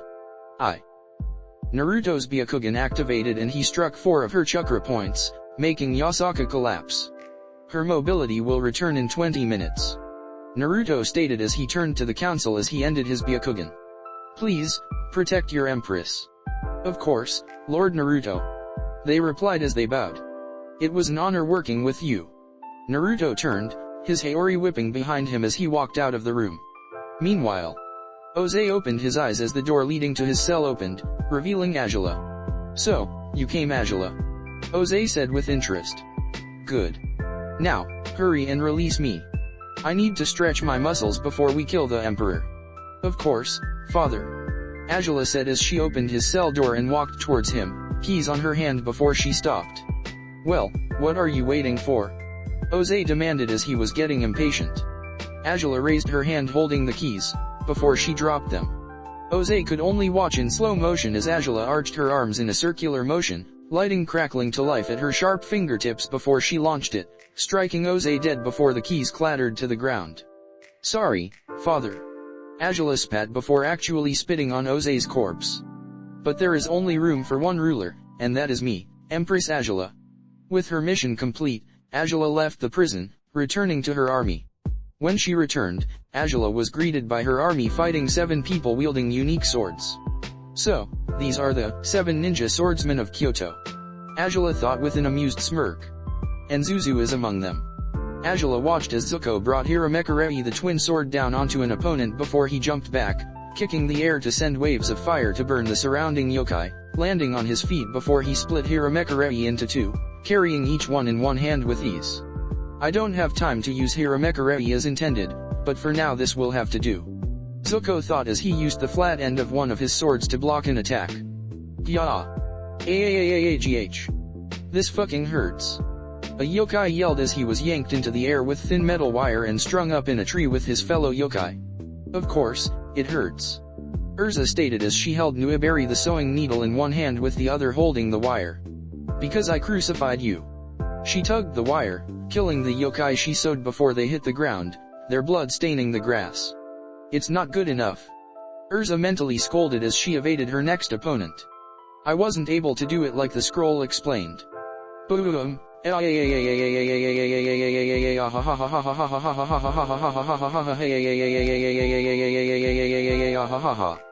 Kenpeki laughed as his sword exploded again. The scroll that held the blade of Shibuki the blast sword unfurled and replaced the explosive tags with new ones. This sword is amazing. What a barbarian. Bankotsu stated as he struck an enemy's shield with the axe portion of his sword. Cute, but no defense can stop me. He raised the hammer and struck the back of Kabutori, breaking through the yokai's defenses and killing them. Ha, you're one to talk, Bankotsu. Inuyasha insulted as he cut down his opponent, his blade soaking their blood as it repaired itself. Man, this sword is deserving of the title it has. Inuyasha brandished Kubikaribasho with ease as he sliced into his next opponent. Lightning cracked as yokai were cut down as Yoriyuki came to a halt. Damn, these swords are sharp. She stated gleefully as she looked at her swords, Kiba the lightning fangs, as her opponents collapsed into pools of blood. Distracted, many yokai lunged at the Nico Shao, only to get shredded by Samehada the shark skin. Don't let your guard down, Yoriyuki. Domamaru shouted as he felt Samehada devour the chakra of the ones it struck, making it happily gargle in content. Oh, sorry.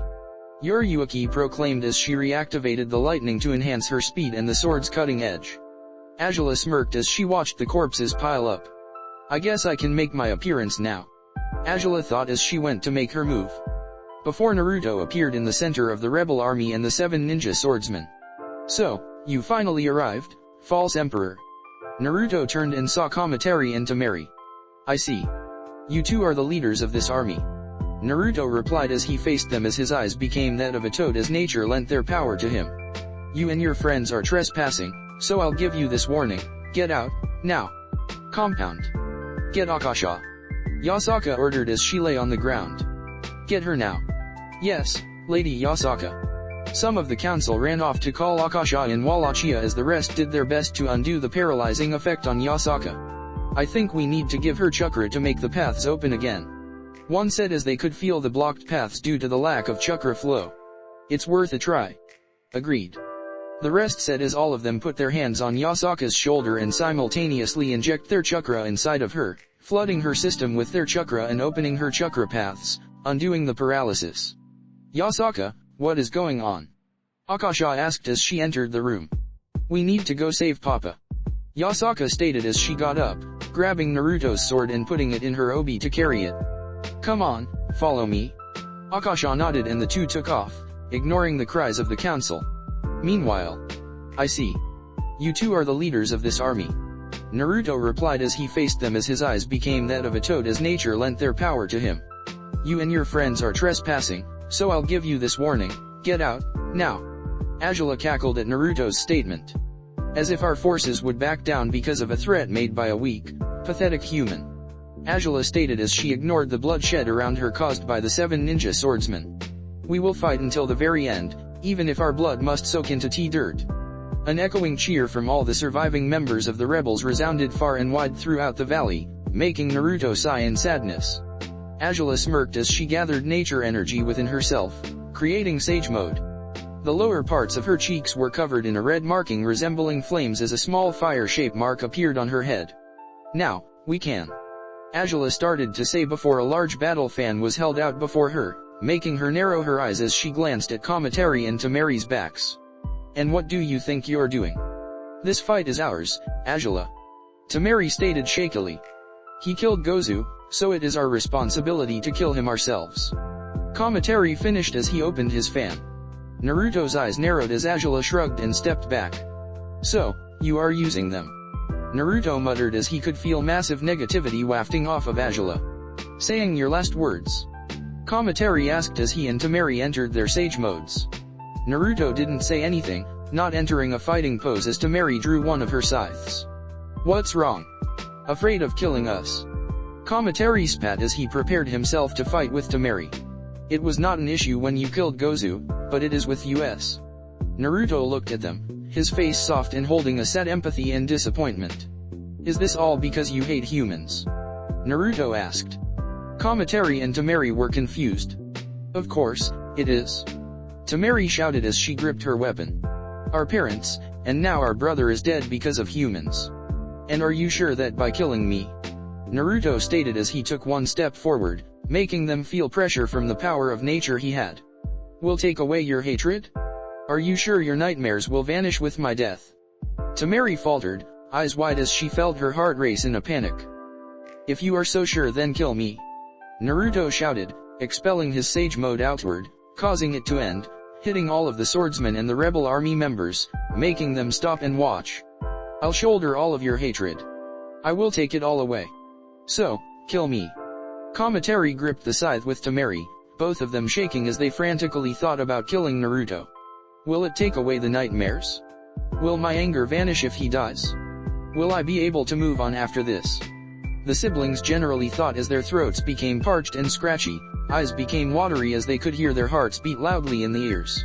Slowly, their fingers released the scythe, the weapon dropping to the ground with a dull thud. I can't. Tamari shuddered as she collapsed. I can't. Kamatari could barely stand, taking a knee as he gasped for air. Naruto sighed in relief. Damn, he stopped this whole fight with words alone.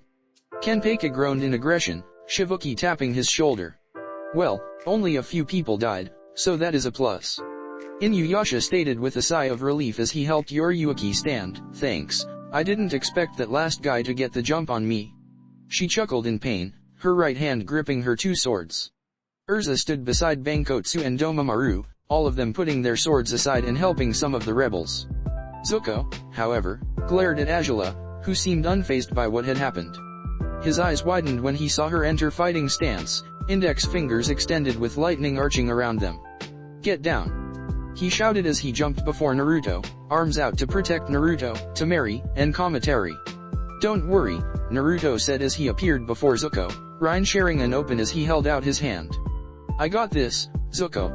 As the lightning struck his hand, it was absorbed, making Azula smirk. Naruto lurched, eyes widening. He gasped, blood gushing out onto Azula's arm as she impaled him, her entire right fist in his chest cavity gripping his heart, feeling its pulse between her fingers. Good job, Zuzu, you did your part as distraction perfectly. Azula stated with a cocky laugh as she squeezed Naruto's heart, making him grunt in pain. What? The rest of the swordsmen shouted as Zuko looked shocked. Wait. No, I am not. Zuko said in a panic before Naruto's cry of pain silenced everyone. What do you want? He stated before he slumped over, his hearing starting to fade as his eyes started to feel heavy. So, this is what a slow and painful death is like. Now, I, Azula, am the Empress. Azula stated before she stopped, glancing around Naruto's chest. Where is it? Where is the white lotus pin? Where is it? Naruto slowly smirked in defiance with the last amount of his strength, victory in his eyes as he laughed in Azula's face. Where? He gasped weakly, coming out a gargled whisper. The true Empress. Azula's eyes widened as she connected the dots. Her fingers gripped his heart.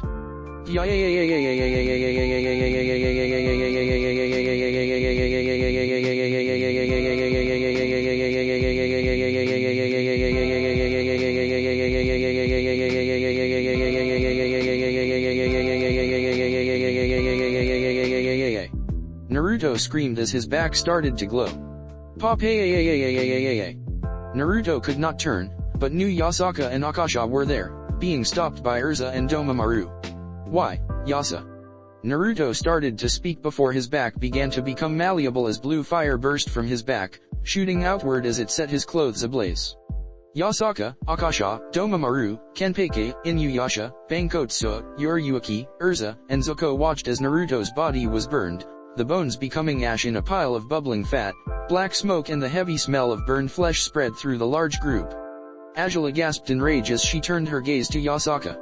So, the princess is here? She said before she noticed the white lotus pin. Oh, sorry, I meant the Empress is here. Akasha and Yasaka's worlds went black and white. Papa. Yasaka thought as her life flashed before her eyes. Every memory with Naruto, every conversation, every moment, every argument. Uncle. Akasha thought as she couldn't believe what she saw. Impossible. She was hyperventilating as she looked at the remains, or lack thereof, before Azula and Zuko. Stay back. Zuko shouted as he held Hiramekarei between him and his sister. Cute, but I have no time for you, Zuzu. Azula stated as she fixated on the pin stationed on Yasaka's chest. Zuko gave a battle cry, tears in his eyes as he swung his sword. Damn it. He died protecting me. Zuko thought in anguish, Azula avoiding Hiramekarei's blade and punching Zuko in the stomach, sending him flying into a tree. Damn it, damn it, damn it. He hit the ground, his sword dozens of feet away from him. Princess. Domamaru called out as he saw Yasaka's face. Don't, you aren't trained yet. Disbelief, sadness, and unconscious acceptance showed on her tear-covered face as she subconsciously started to pull in nature energy. Her hair broke free of its binding, letting it flow in the air as the earth started to shake and crack beneath her feet as tribal markings partially appeared on her face, arms, hands, legs and feet. Amateur, absorbing that much nature energy is bad. Angela started to say before her face got grabbed by Yasaka. Her feet were whipped off the ground as she was spun around 3 times before being thrown into the air. Damn. Getting her bearings straight, Angela produced flames at her feet and hands, stabilizing her midair and allowing her to project herself forward with her blue flames. A pink blur appeared beside her before she was elbowed into the ground by a tearful Akasha. You bitch. The vampire princess cried out with her fangs bare to see as she punched Angela. How dare you? Angela grunted, a pillar of flames pushing Akasha away. Yasaka broke through the fire, parts of her kimono burning in the process as she ignored the burn injuries she sustained, grabbing onto Angela's arms and neck. Shit, she is fucking crazy. Angela shouted before Yasaka sank her teeth into the kitsune's shoulder. Angela thrashed around before she raised her hand, posed to impale Yasaka. Angela's arm stump sprayed blood across the ground and Inuyasha's feet touching the ground before her severed arm did. Kyubikaribasho soaked in her blood.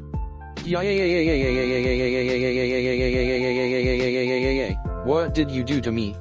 Angela screamed in pain as she kneed Yasaka off of her, jumping several feet away, her eyes wide as she was getting backed into the metaphorical corner. She saw a massive shadow behind her, jumping out of the way before a massive explosion pushed her off balance. Damn, in my rage, I missed. Kenpeka stated angrily at himself as he lifted Shibuki off the ground. Demo and I nearly killed me. Angela thought before she avoided Bankotsu and Urza by jumping into the air, lightning cracking around her remaining hand.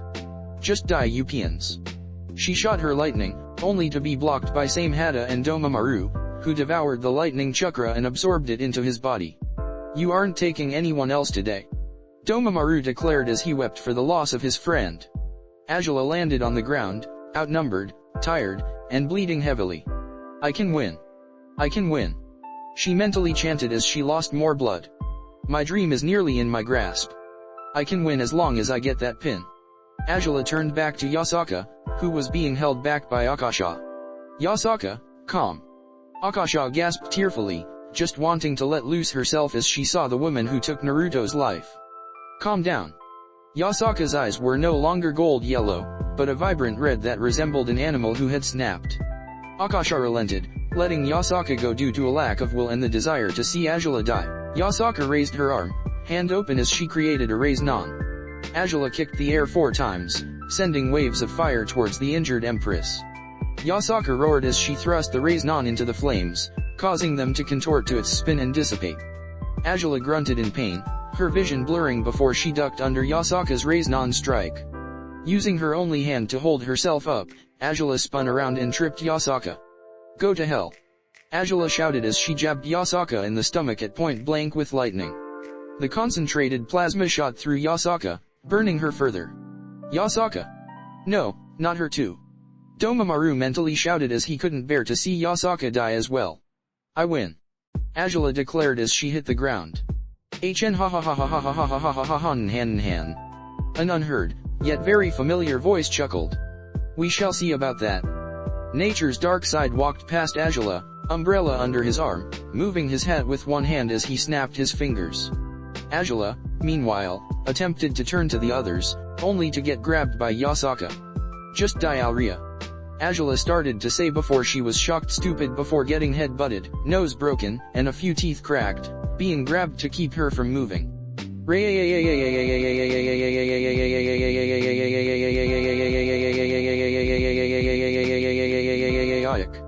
Yasaka roared as the markings on her body were more detailed than before, her eyes completely red. Oh shit. Everyone thought before Yasaka raised her hand again, creating a second raise-non. No, stop. Angela shouted as she tried to break Yasaka's grip. Stop. This isn't how it was supposed to go. Yasaka slammed the raise-non into Angela's chest, the double-enhanced raise-non ground through her chest, killing her instantly. Yasaka let Angela go, her body limply hitting the ground. Her anger wasn't stemmed. Her anger grew. The markings on her body darkened and thickened, making nature laugh maniacally as it felt like it had won. A hand gripped her wrist. Yasaka snapped her head and saw Akasha, wincing in emotional and physical pain as her hand started to burn from the chakra oozing from her body. "Yasaka," she stated in a cracked, yet calm voice. "It's okay.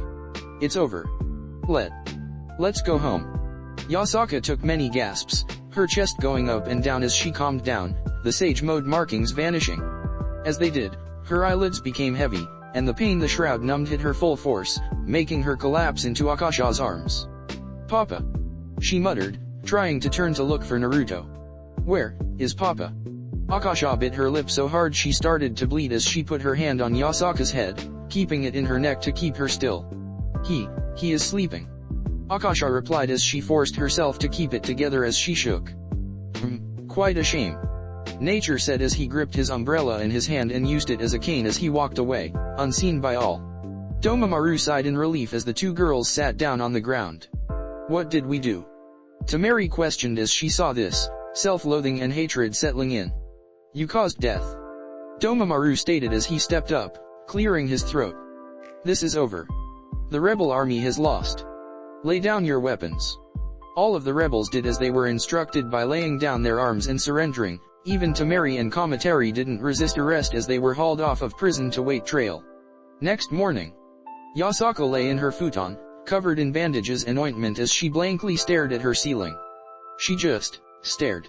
A few minutes felt like hours. A few seconds felt like minutes.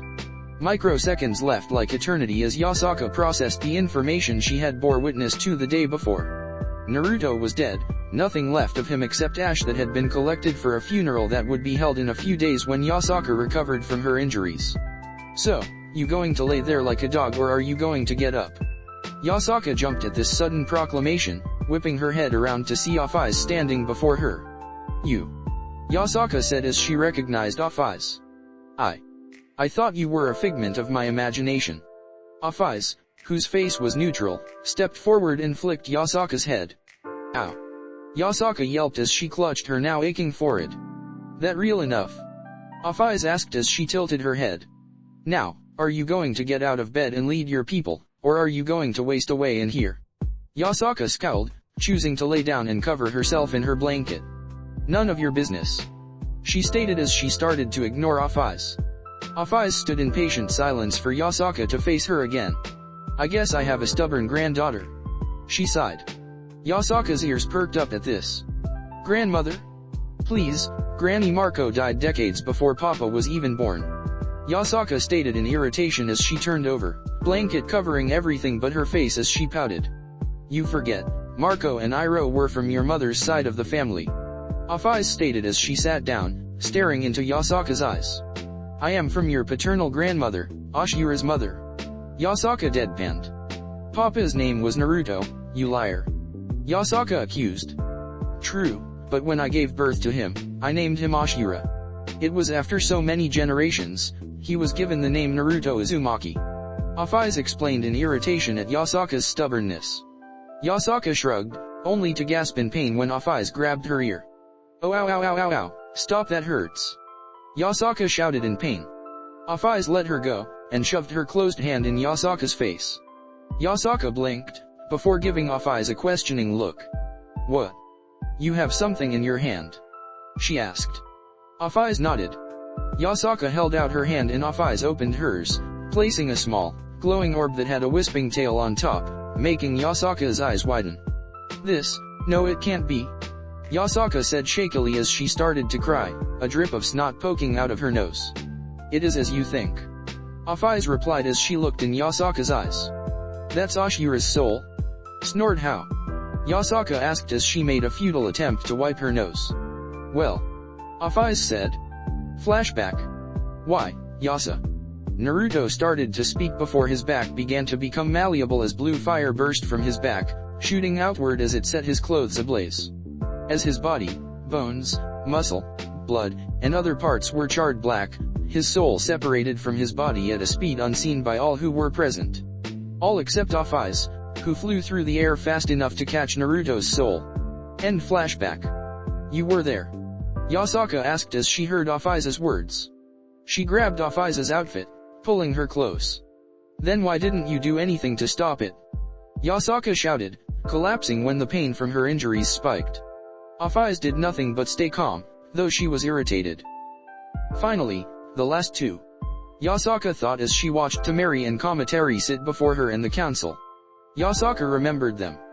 These two, they were a part of a group of 4 and they attacked Papa and I once when I was very young. Yasaka thought before she shook her head. No, I need to be impartial, or else, it wouldn't be fair. Temari and Kamatari, sibling Kama Idaki. Yasaka stated as she pulled their paperwork from the large pile. You were the leaders of this army, conspiring to kill the previous emperor. How do you plead? We plead guilty. Temari stated calmly as Kamatari nodded. Yasaka rose an eyebrow.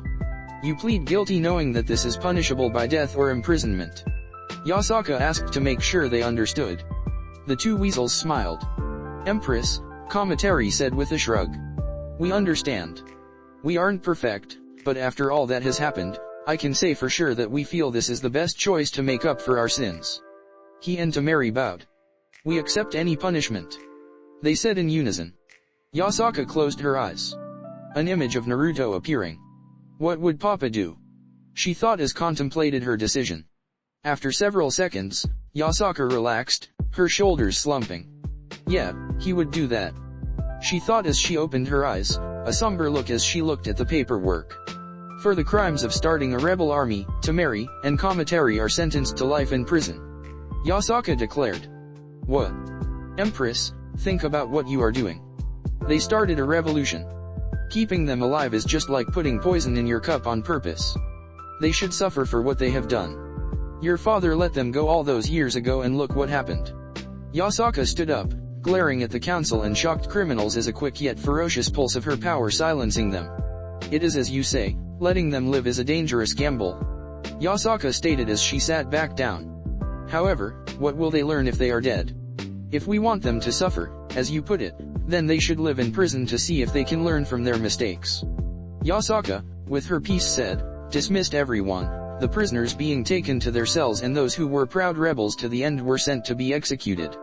Lady Yasaka. A member of the council called out to her. We received news. We have some important visitors waiting for you. Who are they? Yasaka asked as she started to follow the council member to meet the new arrivals. Because depending on who they are, I'll have to ask them to reschedule the visit. There are 3. Lord Zeus, Lord Odin, and a woman from the Aztec culture. The council member stated. Yasaka nodded. As she left, Domaru, with same hada on his back, joined her as the rest of the swordsmen went to train with their swords. They arrived in the throne room and saw the 3 guests. Zeus and Odin, wearing formal gowns of their respective cultures, and a woman that Yasaka had never met. Ah, princess, no, Empress Yasaka. Odin said as he walked up to the young leader, bowing respectfully with his mighty gungur in his hand as a cane. It is a pleasure to meet you. I am sorry for your loss, in both your people and your father. It is a pleasure to meet you too, Lord Odin. Yasaka replied as she bowed deeply out of respect. Papa always talked highly of you and your family. He was quite fond of Fenrir and Gondul. Odin chuckled before he was pushed to the side by Zeus. Lady Yasaka, if there is anything we Olympians can do to help in these trying times, please, don't hesitate to ask. He stated in a frenzy. Yes, of course, Lord Zeus. Yasaka stated before he grabbed her shoulders and shook her. I mean that. Anything. He stated quite clearly. The woman belted Zeus outside the head with a pleasant smile on her face with a foreign weapon in her hand. My, he is quite pushy. She said as she turned to Yasaka. She was a tall, fair-skinned, and hourglass woman with enormously large breasts.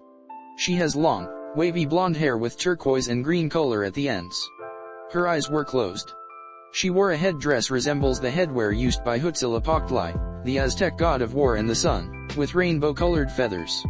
Her attire consists of gold, metal armlets on both of her arms, along with a belt that holds the tekpatl, which she had used to hit Zeus, with a leather cloth hanging from the belt. There also seemed to be remnants of bones disseminated on the cloth. 2. Sorry, but I don't think we have met. Yasaka said as she bowed. Oh, that's right.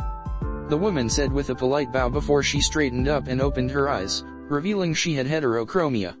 Her left eye is navy blue on the outside and yellow on the inside, with a green, slit pupil. Her right eye is green on outside with designs and black on the inside with a yellow, slit pupil. I am the Quetzalcoatl. But please, call me Loco. Yasaka's eyes widened. The rainbow serpent.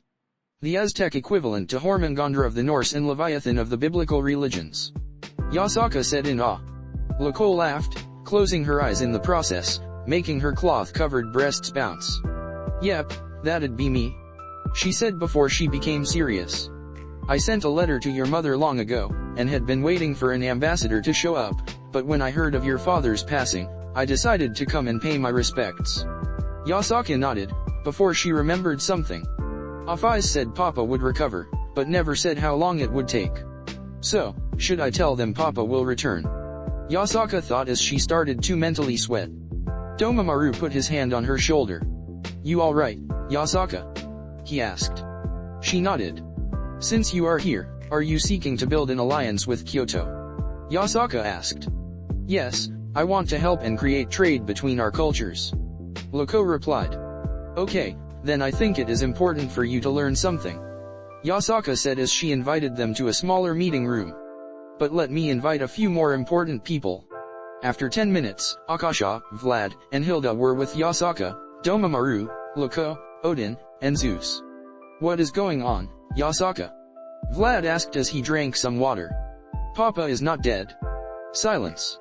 That's not funny. Domaru said as he shuddered. It's true. Yasaka stated before Hilda hugged her, confusing her. I know many people grieve differently, but denying the truth is not good. Hilda said as she pulled back, her arms still around Yasaka. I lost my husband, so I understand the grief. But Papa will return, Afais said so. The faction leaders went quiet with wide eyes. Did you just say Afais? Loco asked seriously, eyes open in shock. Why yes. Afais, as in, Afais the infinite dragon god Afais. Odin asked as he gripped his spear. Why yeah wait what? Yasaka questioned, more confused. The Afais who lives in the dimensional gap and can take the form of anything she wants with an endless power supply, thus being infinite. Zeus stated quite loudly that caused lightning to strike as a sudden downpour of rain splashed across the land that Afais. All eyes were on Yasaka, who did not know how to answer. Yes. Odin, Zeus, Vlad, and Loco sat in their chairs with confusion and deep in thought written on their faces. Why would Afais come and say that? Vlad thought in worry for Yasaka, since she was family. Could it want to harm her? Afais, you have never been one for companionship, so why tell Yasaka that Naruto would come back? Loco questioned, the first of two wise deities there, with her hand on her chin. Afais must be planning something bad if she seeks Naruto. Odin, the second of two wise deities there, thought. I'll have to consult Mimir and prophecies when I return to get answers. I wonder if Afais desires the power of the Lee line for something nefarious. Zeus thought as he stroked his beard. Is anyone going to explain who Afais is? Akasha asked as she could tell Yasaka was confused, and she also didn't know who Afais was. Well, that I can explain. Loco said as she leaned onto the table, her breasts pressing against it to alleviate pressure from her back. Afais is a being of infinite power. Meanwhile, Naraka, Buddha and Inma decided as they read Oze's life accomplishments. You bastards! Oze shouted as he struggled against his chains before he was thrown into Naraka via portal. Inma sighed as the Buddha shifted to a better sitting position. So many people passed and so many people to judged. Inma said as he wiped his forehead as he continued to judged, sending several men and women who died in the rebellion of Kyoto to various realms. Agila was next. Naraka. The two deities said in unison without even needing to think. Agila smirked as she was thrown. I'll be back, I promise. She shouted as she entered the frozen realm of Naraka. She is quite the piece of work. Buddha said as he looked at the long line of men and women yokai who had been executed for their crimes pretty recently. Yeah, but luckily, the promised child wasn't in line, meaning that he is going to return. Inma said as he continued their job. That night, after the faction leaders returned home, except Loco who stayed so she and Yasaka could finalize their alliance the next day, Yasaka gathered the swordsmen for a feast to celebrate the completion of her inauguration as empress. Zuko sat alone, feeling immense guilt as he bit his lip. Why am I even here? He thought, his ears flat across his head. I should be kicked out. They are probably going to do that later. They all know Azula is my sister now, and since she killed Emperor Naruto, they will hate me. I should resign before they that. Save some face. Yo, Zuko, you feeling alright? Yuki asked as she looked at the kitsune as he was very quiet. I am sorry, everyone. Zuko blurted out, causing everyone to look at him. If it hadn't been for me, your father, he would have still been here. Zuko's heart pounded loudly in self-loathing. If only I hadn't choked. Zuko shouted angrily. If Azula's words hadn't gotten to me. Zuko was smacked by Kenpeki of all people. So, what if your sister used you to get the boss killed? Kenpeki asked in a serious tone before he drank sake. Your survivor's guilt is misplaced, kid. We don't blame you, Zuko. Yuki said as she punched Zuko's shoulder playfully, smiling brightly. Mumbles of agreement rippled through the seven, making Zuko tremble. They still accept me? He thought. How? I should not even be allowed to be a part of this anymore. Zuko, Yasaka said as pointed her chopsticks at Zuko. Papa picked you and I accept you as a part of this group. If Papa or I sensed anything negative, we would have brought it up. She slurps more ramen into her mouth as she stared him down. You are a good person, so please, continue to fight alongside us. Yasaka asked with a genuine tone and smile. Besides, if you tried to resign, I would not allow it. You are a valuable asset. I will. Zuko stated without hesitation, eyes watering and nose runny with snot. I will. Yasaka smiled as everyone cheered, raising their beverages, some alcohol, some non-alcoholic, and continued to enjoy themselves with Zuko opening up and starting to have fun. A toast, to a bright path, for Kyoto, the Aztec, Norse, and Olympians. Yasaka declared drunkenly as she smiled with a dopey look in her eyes. Early morning. Yasaka's body felt heavy and her brain was fuzzy as she forced her eyes to open. God, what a night. Yasaka thought as she peeled herself off of the floor, seeing Kenpeki's leg hanging through the wall from a giant hole in the wall as Urza and Yuki were nearly naked with Inuyasha and Bankotsu were posed with their fists in faces, having punched each other as they collapsed the night before. Zuko snored as he lay with his face in a potted plant, which housed a pool of vomit. Domamaru, the only one who could handle his liquor, was nowhere to be seen. Most likely in the kitchen.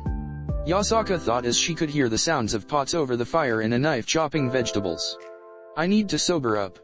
She pushed her temples, trying to think of a place to relax, when she remembered a place.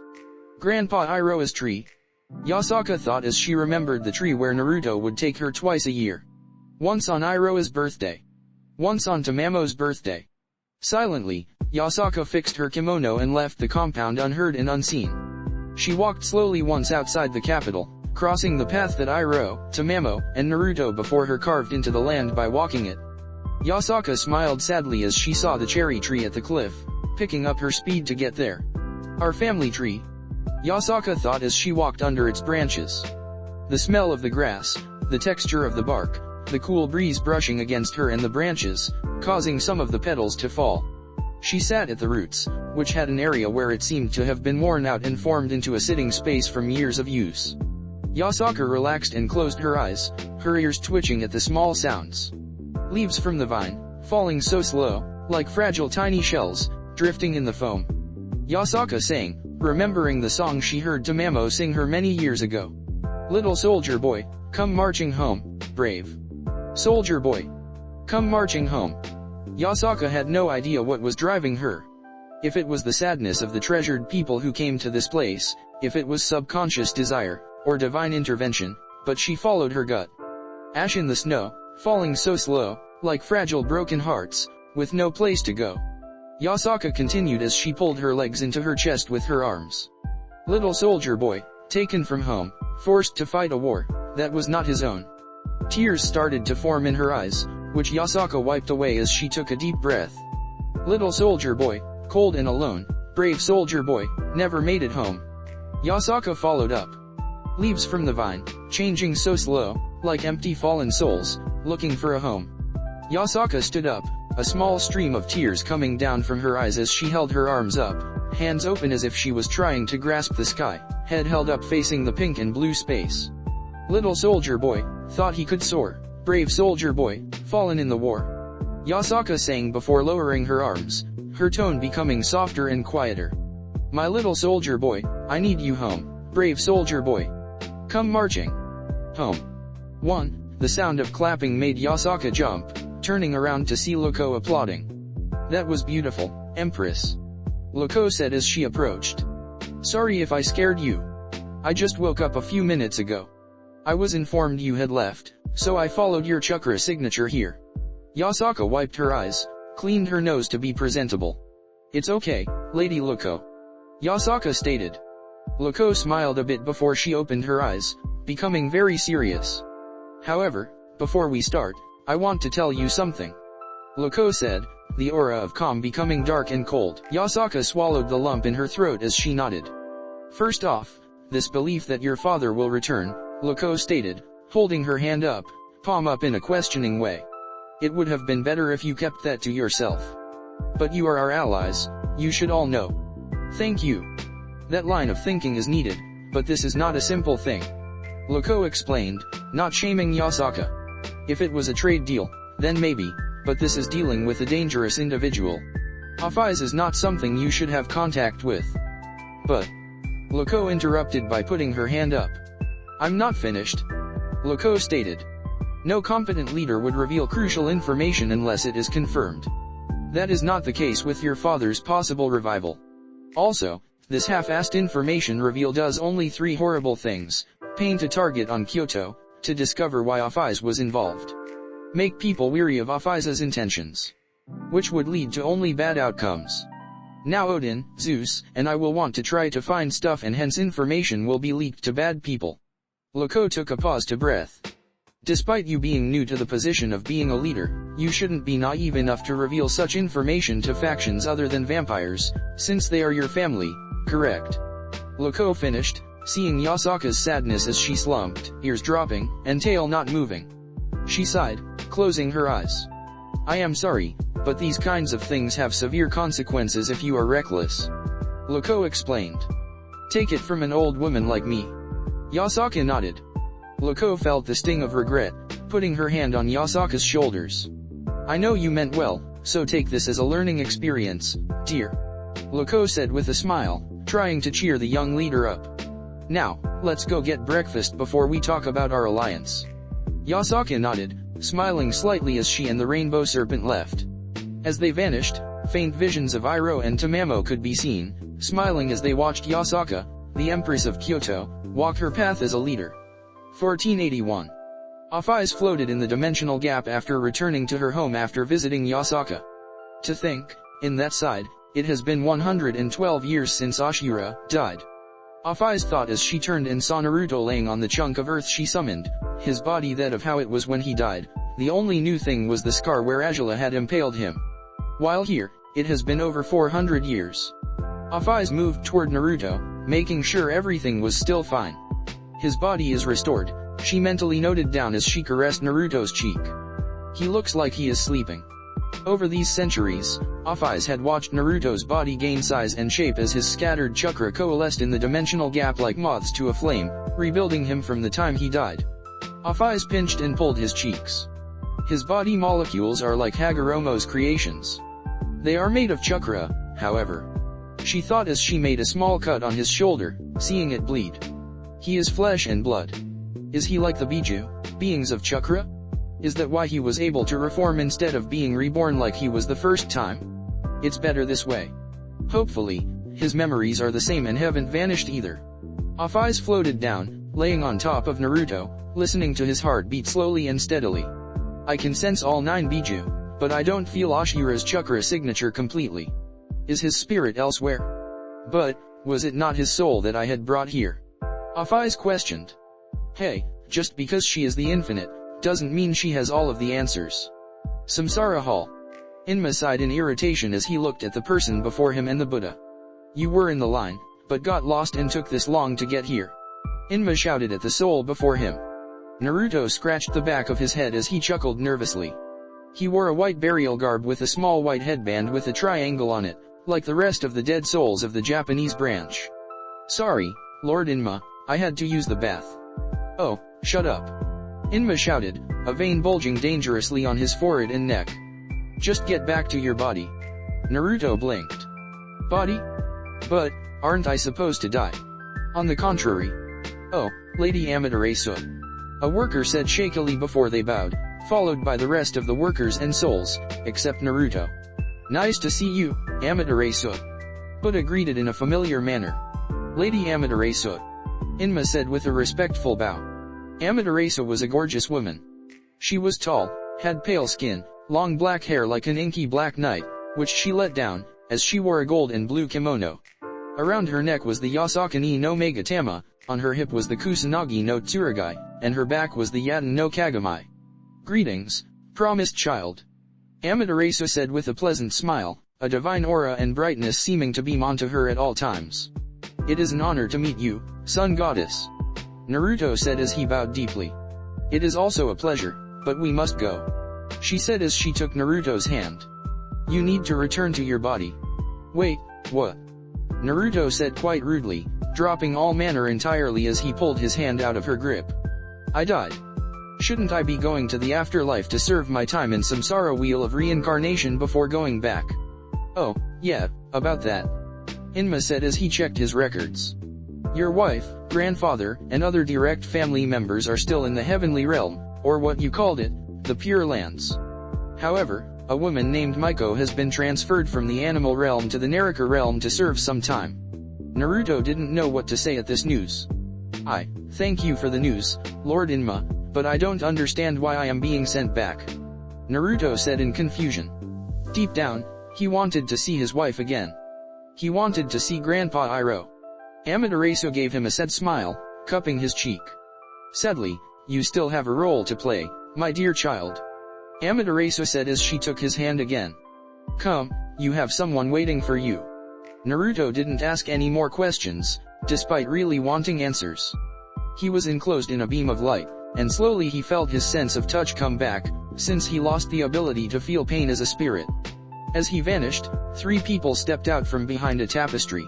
I wish we could have said something.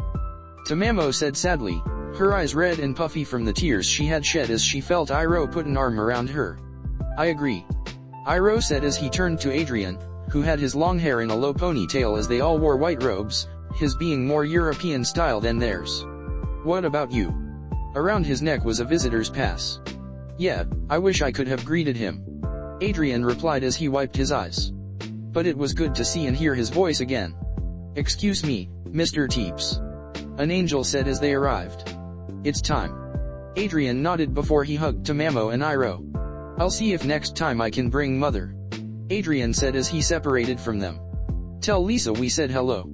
Iroh called out as Adrian returned to his place in heaven, where his mother awaited his return.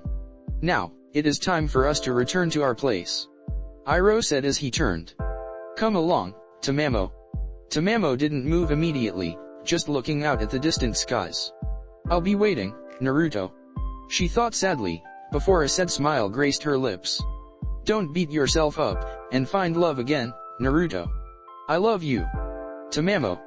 Coming, Grandpa. Tamamo replied as she followed Iroh back to the heavenly realm. Dimensional gap. Off-Eyes, now sitting on her legs with Naruto's head on her thighs as she brushed her hands through his hair, felt something change in Naruto. Tailed beast psyche. Naruto felt familiar water around his feet, smiling as he recognized the 9 presences in around him. Hey everyone. Naruto spoke fondly as he opened his eyes to see the tailed beasts around him. I'm sorry I'm late. The beasts chuckled as they all rose a limb, to bring it down on Naruto. Ow. And that is for wasting time in the line with a thumb up your ass. Kurama spat, hitting Naruto again for good measure as the rest of his siblings were satisfied with hitting Naruto once. And that was for good measure. Just because you're mad doesn't mean you get to hurt me, fuckers. Naruto yelled back angrily. Now wake up. The 9 beasts said in unison. Dimensional gap. Naruto could feel himself becoming conscious. So, I am back alive. He thought groggily as his senses were getting awakened. Damn, this is fucked up. I feel so sore and... So, you are waking up. Naruto cracked his eyes open bit by bit, his vision being blurred and sensitive from the intense light. He could now feel himself being propped up on someone's legs, with their arms around his torso. Some more time passed before he could open his eyes and look around him. It was a void. Full of colors and empty. No start, no end, total silence, worse than darkness. Where? Naruto thought as he tried to sit up, only to be pulled down by whoever was holding him. Don't move. You have been reforming for 407 years, so take it slow. The person said emotionlessly. I don't want you hurt yourself more than you already were. Who are you? Naruto asked in a raspy voice. Where are we? We are in my home, the dimensional gap. Afaiz replied as she smiled down at Naruto. You know, I thought you were just a physical figment of my imagination, but now I know I have gone insane. Naruto stated as he relaxed. Oh, you aren't insane, I am just Afaiz. Afaiz revealed her name. Finally. Naruto could only stare in dumb confusion as he pushed off of Afaiz, standing on the chunk of earth a short distance from her. Adorable. She stated as she stood up, dusting her skirt off. I feel like I have been blasted into the past, Ashira.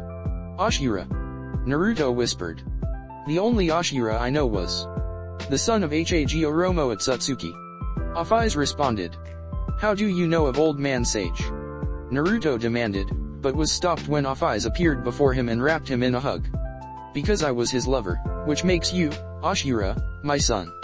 Afaiz said, her emotionless tone holding small amounts of happiness in it. How long have I wanted to hold you again, my son? My dear Ashira. Naruto and the tailed beasts were shocked to hear this. What? They all shouted within Naruto. Breaking her hold again, Naruto jumped back, prepared to fight if necessary as he tried to find a source of nature energy that he could use to enter Sage mode. Why do you run from me? Afaiz asked sadly. You aren't my mother. Naruto stated, watching Afaiz carefully. My parents are Minato Namikaze and Kushina Uzumaki. True, your original birth parents are Minato and Kushina, but that doesn't mean you aren't my son. Afaiz pointed out. After all, you have met Oromo, who told you that you and Indra were reincarnations of our sons, Indra and Ashira. Sasuke. Naruto thought for the first time in so long. Have I cracked that disbelief? Afaiz asked. Naruto blinked, his blue eyes turning red as Kurama took over. I remember you, we all do. Kurama stated in a serious tone. It was you who found us all here all those years ago when Naruto was sent here. Of course, Kurama. Afaiz said, having known his name from her time watching over her son's reincarnations for all those centuries. Though I was unable to go to that world, I still watched them. The thought of having to watch her family destroy itself broke Afaiz's giant dragon heart. Watching Indra's temptation, seeing Ashira's hard work, watching Oromo die, witnessing the creations of the Senju and Uchiha clans. So much war, so much bloodshed. That bitch Kaguya. Afaiz grumbled as Naruto took over his body again. So, you know of her too? Naruto asked seriously, still wary of Afaiz. I won't be too trusting to her, just yet. Who do you think keeps her riffraff of a hippie family away from this dimension? Afaiz retorted.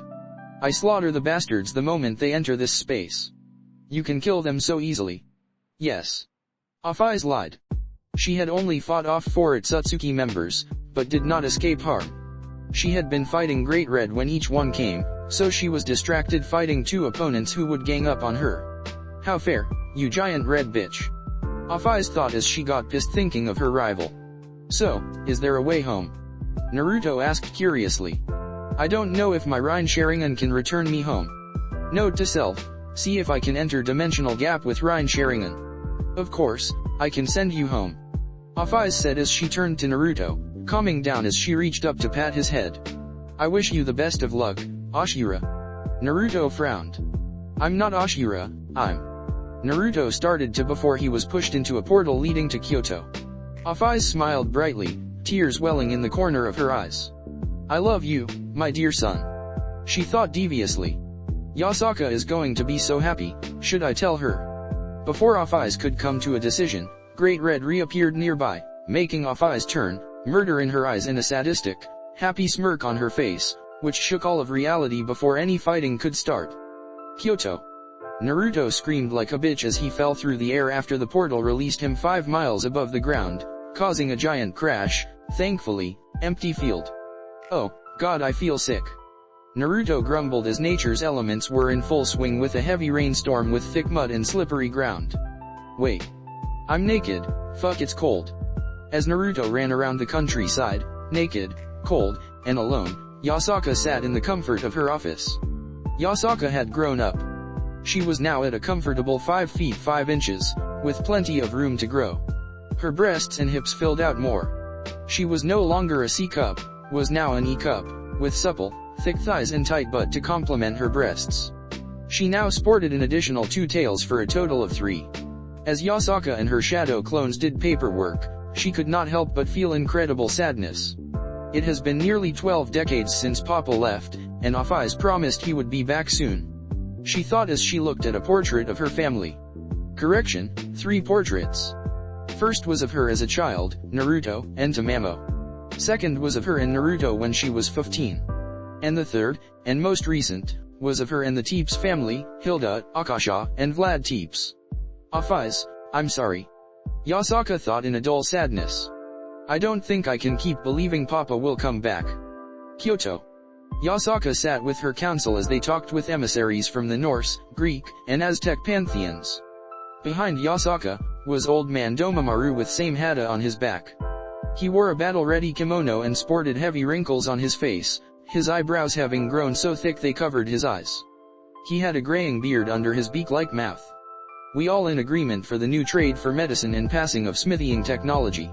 Yasaka asked the emissaries. I believe they are passable. They are satisfying. It is the best way to go about this situation. Then we are done for the day. Yasaka replied, slouching over in her chair, a headache coming over her as she undid her shadow clones that were working on paperwork. Papa never told me about this backlash. An image of Naruto smirking at her entered her mind, making her frown. She got up from her chair and left with Domamaru. Lady Yasaka. Domamaru stated unsurely. Yes, Uncle Doma. Yasaka asked. Domamaru stood before her and felt uneasy and sad. I don't think I can take any more of the duty of being the head of the swordsman. He said to Yasaka. My body is getting weak, so I feel like I should choose a successor and retire. Yasaka gasped. But. She went to say, but stopped herself. If that is what you wish, then take time off to find and train your successor. You have more than earned your retirement. Domamaru smiled happily as he bowed to his empress. Thank you, Yasaka. He said gratefully. Oh, look, you made the old man cry. Kenpei, that's not nice to say. Yuriyuki, Kenpei, how was patrol? Yasaka asked as she turned to see 2 other members of the swordsmen. They hadn't changed much, except Yuriyuki, who grew her hair out, having it in a ponytail, and grew up physically. She still had a single tail however. Beside her Kiba, was Nuiberi. It would be good to get back to being 7, instead of 4. Kenpei stated as he crossed his arms, Kabuki at his side. Even with you using 2 different swords, Yuriyuki. His once spiky hair was let down and his eye patch was a different style. Inuyasha had retired to have a family. Bankotsu had been slain. Urza had retired after losing use of her legs due to a spinal injury. Yuriyuki shrugged, not caring about what he said. At least she uses technique over brute force. Zuko said as he entered the area. He had Hiramekarei on his back, his hair up in a top knot. On his chin he had a small goatee coming in. He now sported 3 tails, showing he had gotten stronger over his life. Now. Yasaka stated, stepping between Kenpei and Zuko as she didn't want to have to repair the compound, again. Enough of that. Let's go get some lunch. Fine. Zuko and Kenpei said in unison, making Yuriyuki chuckle at their antics. Yasaka smiled as she looked at her uncle figure. You may go, Uncle Doma. She stated before giving him a hug. Domamaru hugged her back and left the group, who went to eat lunch, leaving him to walk through Kyoto alone. It has been so long. Domamaru thought as he walked in silence, seeing families walking, children playing, and people working. We were so young when we first met, Naruto. He looked over at a small forested area. That is where I first met you. He thought sadly. Those boys wanted to hurt you, and I did too. But seeing your scared expression, I couldn't do it. He continued to walk on in silence, reliving memories of his life with Naruto in INE village, when a child bumped into him, falling down onto the ground. The child was a female aquatic yokai, which was shown from the gills on her neck and cheeks. Her fingers and toes were webbed. She essentially wore rags to cover her dirt-covered body. She had blonde hair and tan skin, her green eyes wincing. "Sorry," she said as she got up to leave, only to get grabbed by the back of her outfit by Domamaru. "What are you doing?" "My coin bag," Domamaru asked, extending his hand. Confused, the girl tilted her head. Domamaru forced his hand into her clothes and pulled out a violet silk bag full of coins, which belonged to him. With the cat out of the bag, she tore her outfit and grabbed the bag, running as fast as she could. She zigzagged through the crowd, gasping for air as she ran. "Okay, I got away," she thought as she turned down a small alley and ducked under a fence, leading to a different part of the capital near the edge wall. "Hey, Harem." The now named Harem stopped in her tracks when two older boys approached her. "Seems you got your hands on something interesting." Harem pulled the bag into her body tightly, doing the best aggressive glare she could. "Yeah, I did, but not for you," she stated clearly as she put on hand behind her. "Oh, come now, aren't we friends?" the second said as he pushed her to the ground, knocking the wind out of her, but not stopping her from kicking him in the nuts. "Phew uck.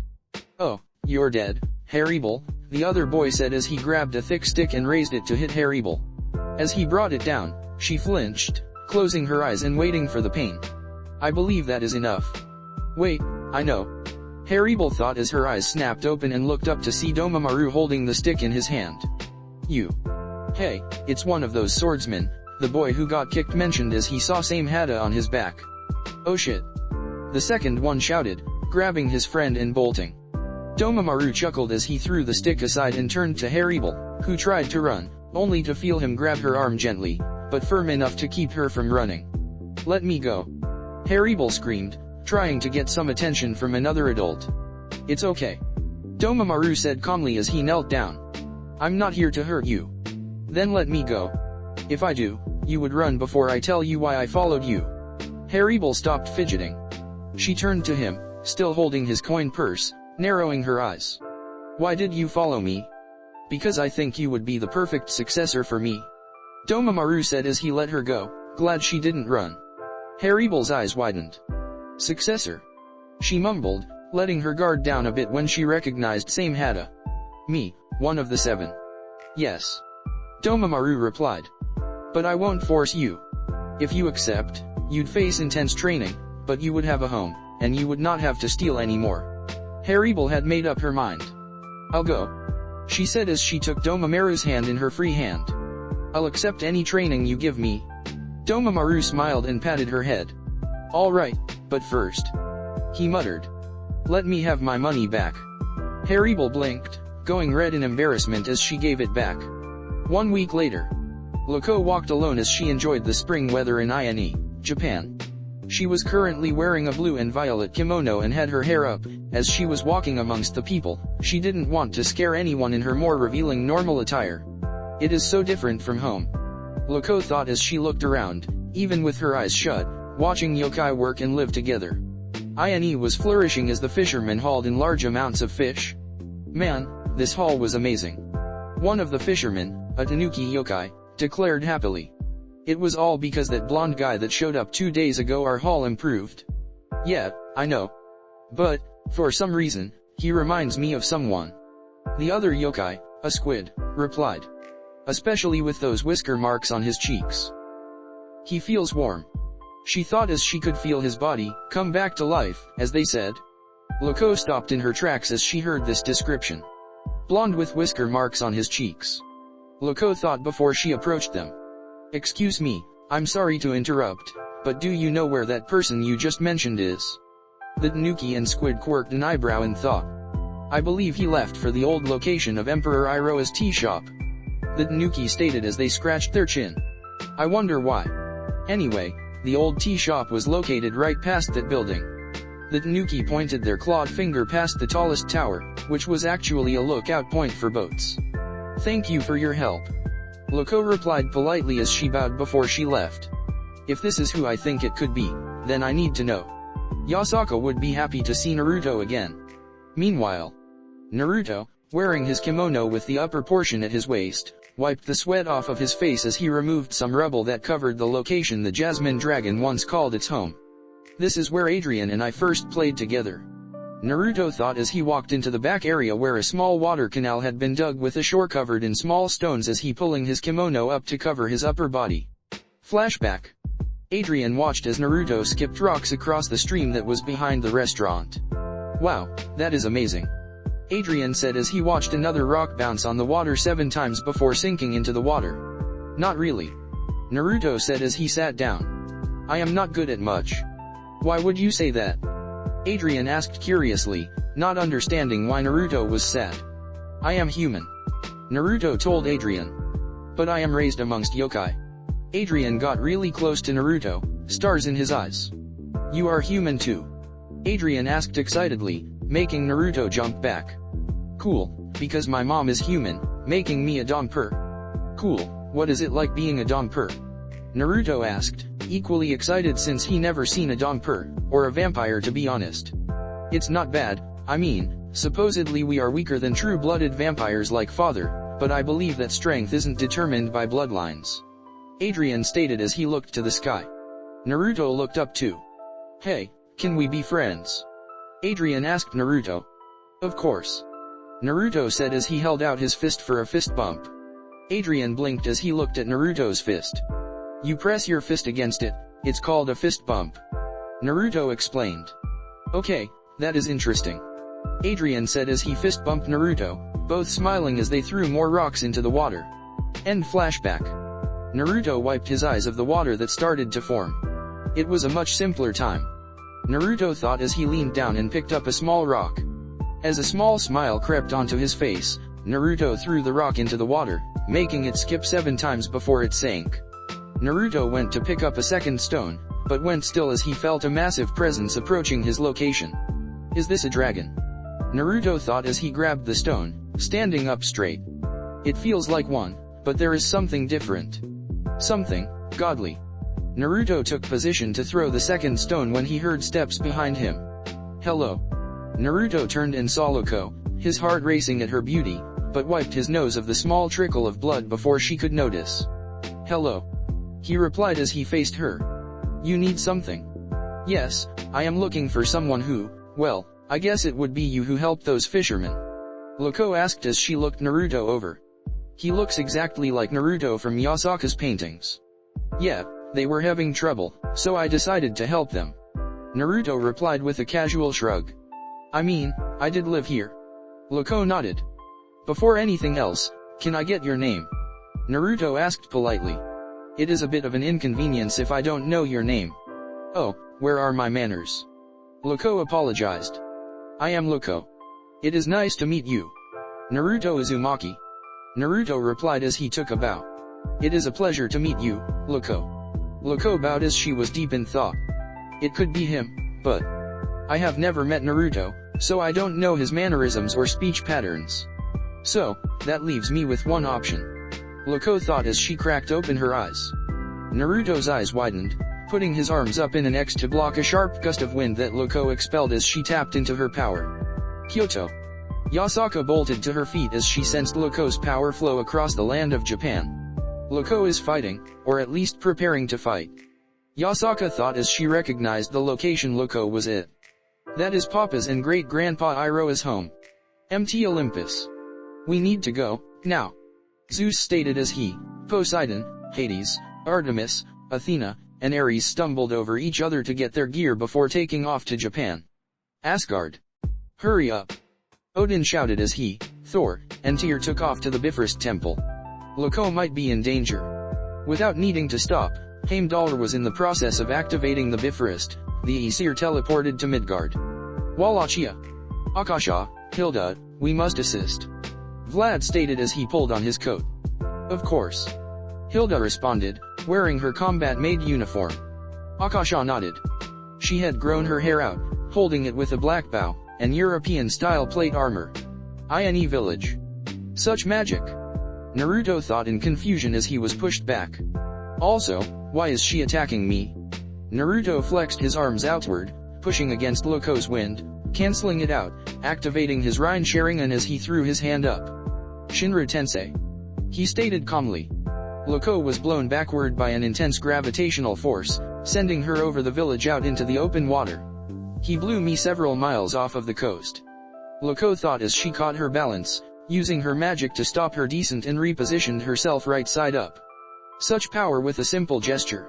So, you going to tell me why you attacked me? Loco heard, making her look down at the water to see Naruto standing on it. Or am I going to have to force you to tell me? Loco descended to the water's surface, taking notice of his red Rain Sharingan. The third eye that he and those monsters he used to stop the faction war. Loco thought as she shed her kimono with magic to don her battle/normal attire. Naruto's eyes widened for a fraction of a second before he bit his lip to keep the serious look on his face from faltering. What is with that seductive outfit? Naruto thought as he fought off a bloody nose. Loco glided across the water, closing the gap, her fist being blocked by Naruto, who was entering Sage mode to help his reaction time. Why are you attacking me? Naruto demanded as he pushed back, activating his Byakugan.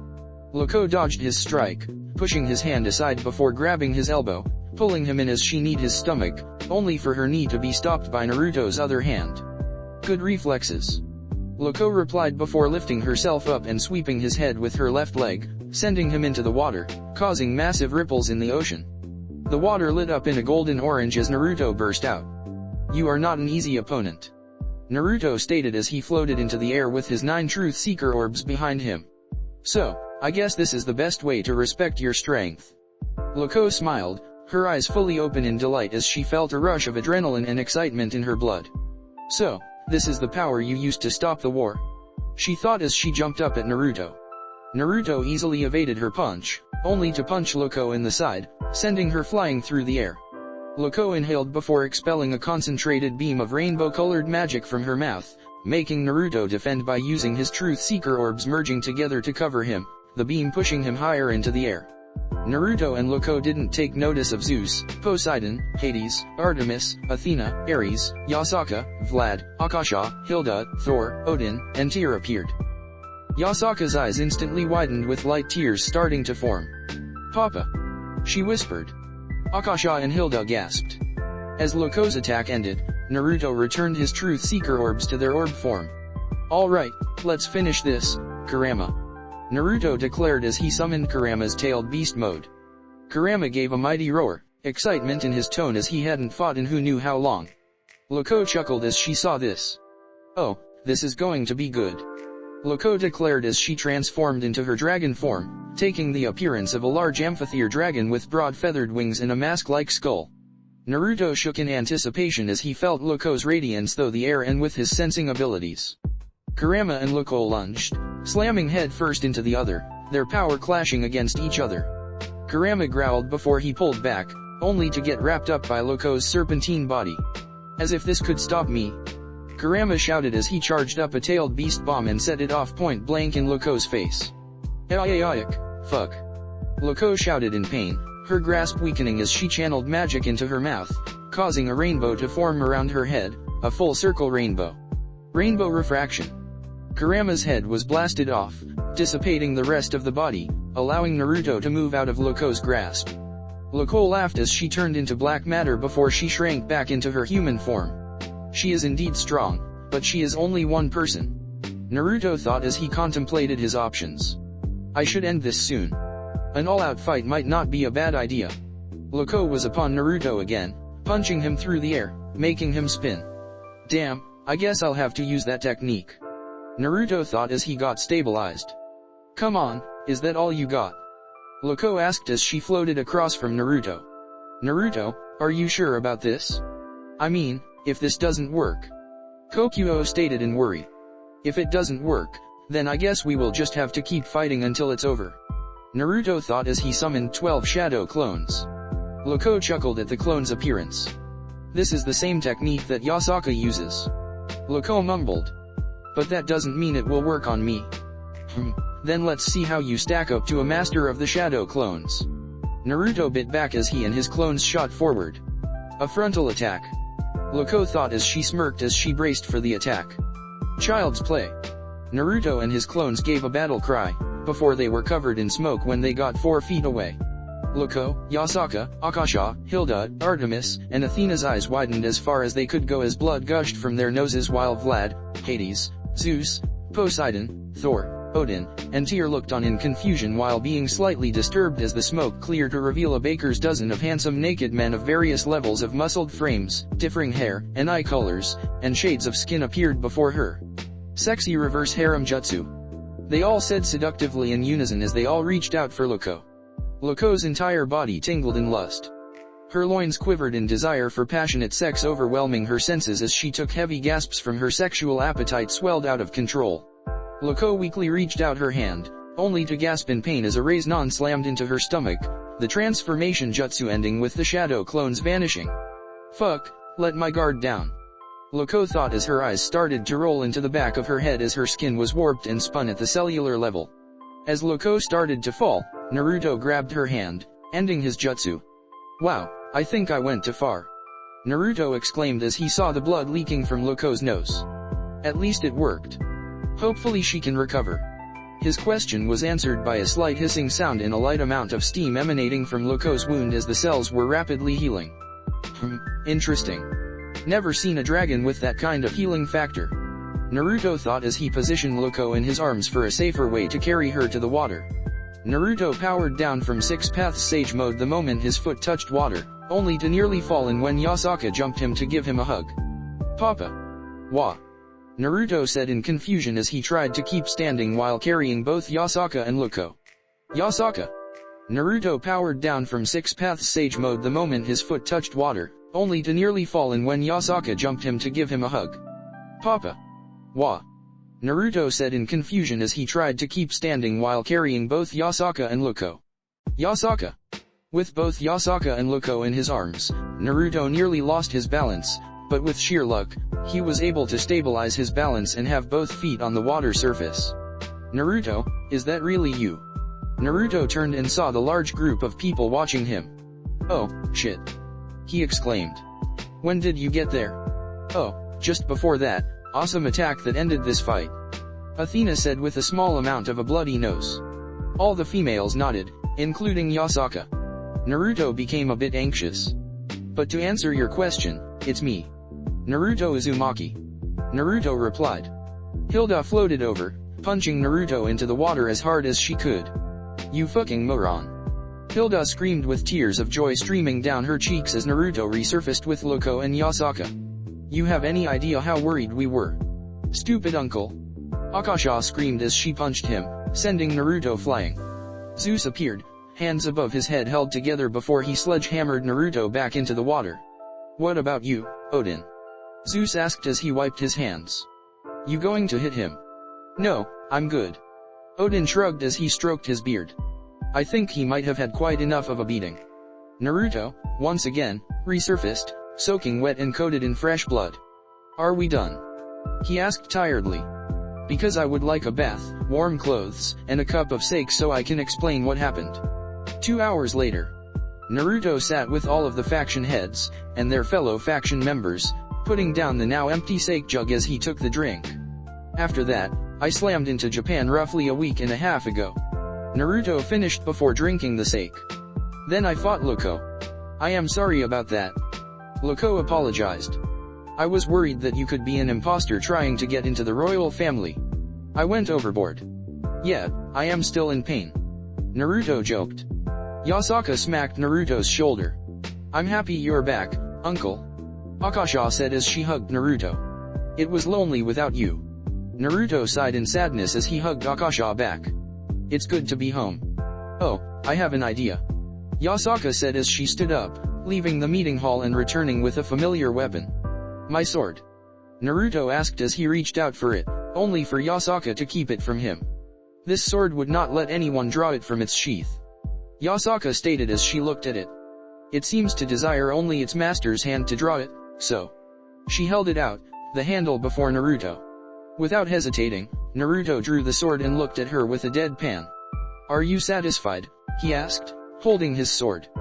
Because I feel like I have proved my identity now. Yes. Yasaka, Vlad, Odin, Zeus, and Loco replied in unison. I guess it is time for all of us to leave. Odin pointed out. True, let's leave the family to reunite without the excess. Zeus agreed. So, should we tell Aphrodite? Athena asked quite loudly, smirking as Naruto went stiff. Wait, don't. Naruto shouted before the Aesir and the Olympians vanished, leaving Loco, Hilda, Akasha, and Vlad. Oh god, they are going to tell Aphrodite, and she is probably going to come here. Naruto slumped, depression lines waving over his head before he took notice of Loco. Why are you here, Quetzalcoatl? Naruto asked, somewhat snapping out of his funk. Oh, I live here sometimes. Loco stated. And please, call me Loco.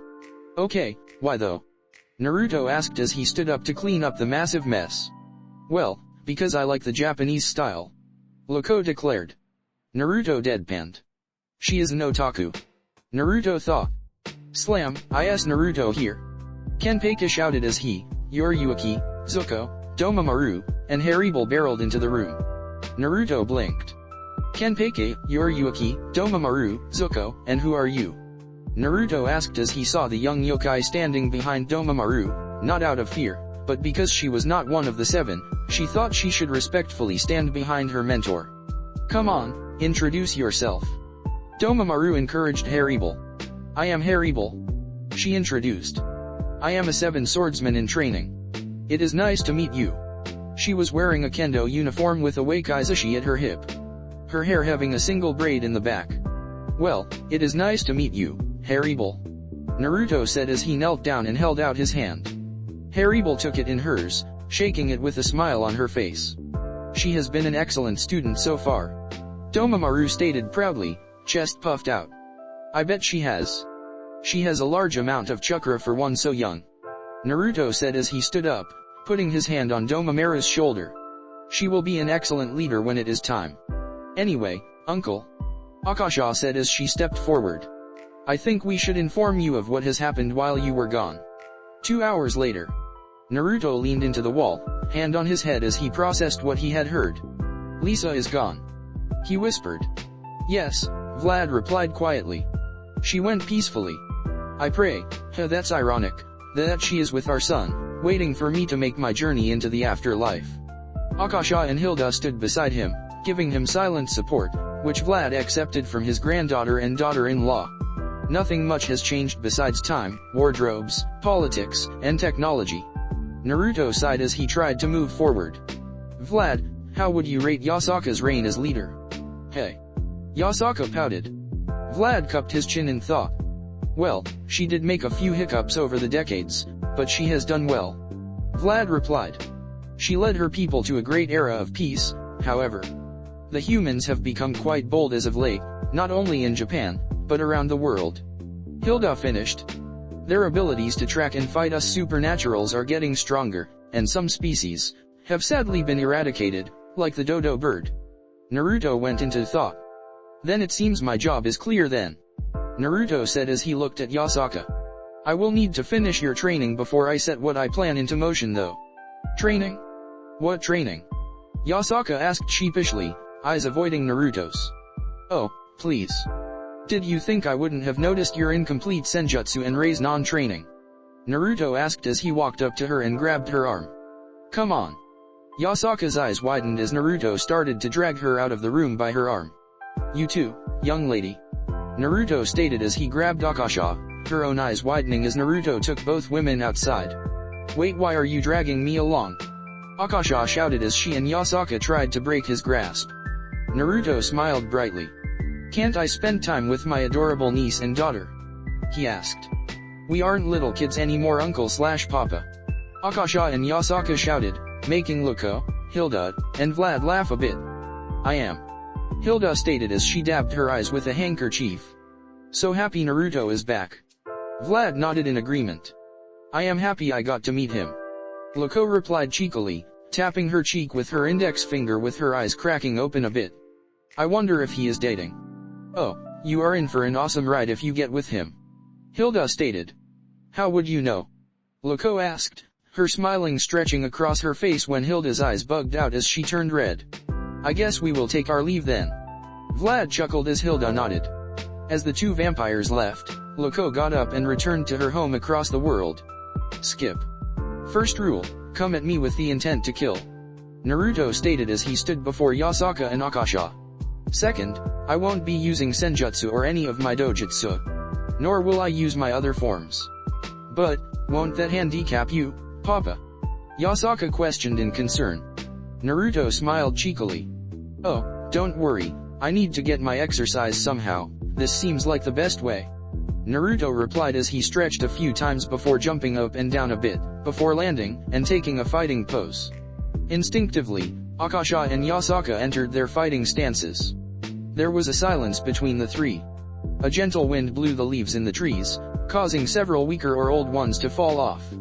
The moment the last one hit the ground, Naruto charged forward, hands open, grabbing the two women by the faces and slamming them into a tree, clones with Raiznan in their hands rushing forward as Naruto jumped away. Akasha pushed off the tree, pulling one hand back as she charged magic into it. Jijinto-you. She shouted as her hand went through the clones without popping them, before it shifted and they were destroyed. Damn. Naruto thought as he gripped his side from the phantom pain he received via clones. That dimension sword technique, wonder where she learned it. You okay, Yasaka? Akasha asked. Yeah, but my head. Yasaka started to say before she shoved Akasha aside with one hand, spinning a Raiznan of her own and connecting it with Naruto's. The condensed power of both Raiznan collided and blew up, pushing the users backwards, Naruto landing on his feet and faltering before Akasha appeared before him. Naruto gasped as he felt 14 separate and precise strikes to his both. Fuck. Naruto thought as he substituted with a log, gripping his torso as he landed in a tree out of Yasaka's and Akasha's sight. They may not have connected precisely, but if those hit my vitals, they could kill me. Naruto backflipped and kicked Yasaka in the face, sending her to the ground. Damn. Yasaka proclaimed as she saw that Naruto had moved. So close. She looked around before she forced herself to calm down, closing her eyes and stilling her mind of all thoughts.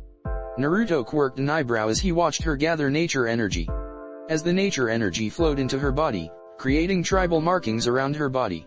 Just like Tamamo and Mito. Naruto thought as he remembered his wife and Mito's sage modes.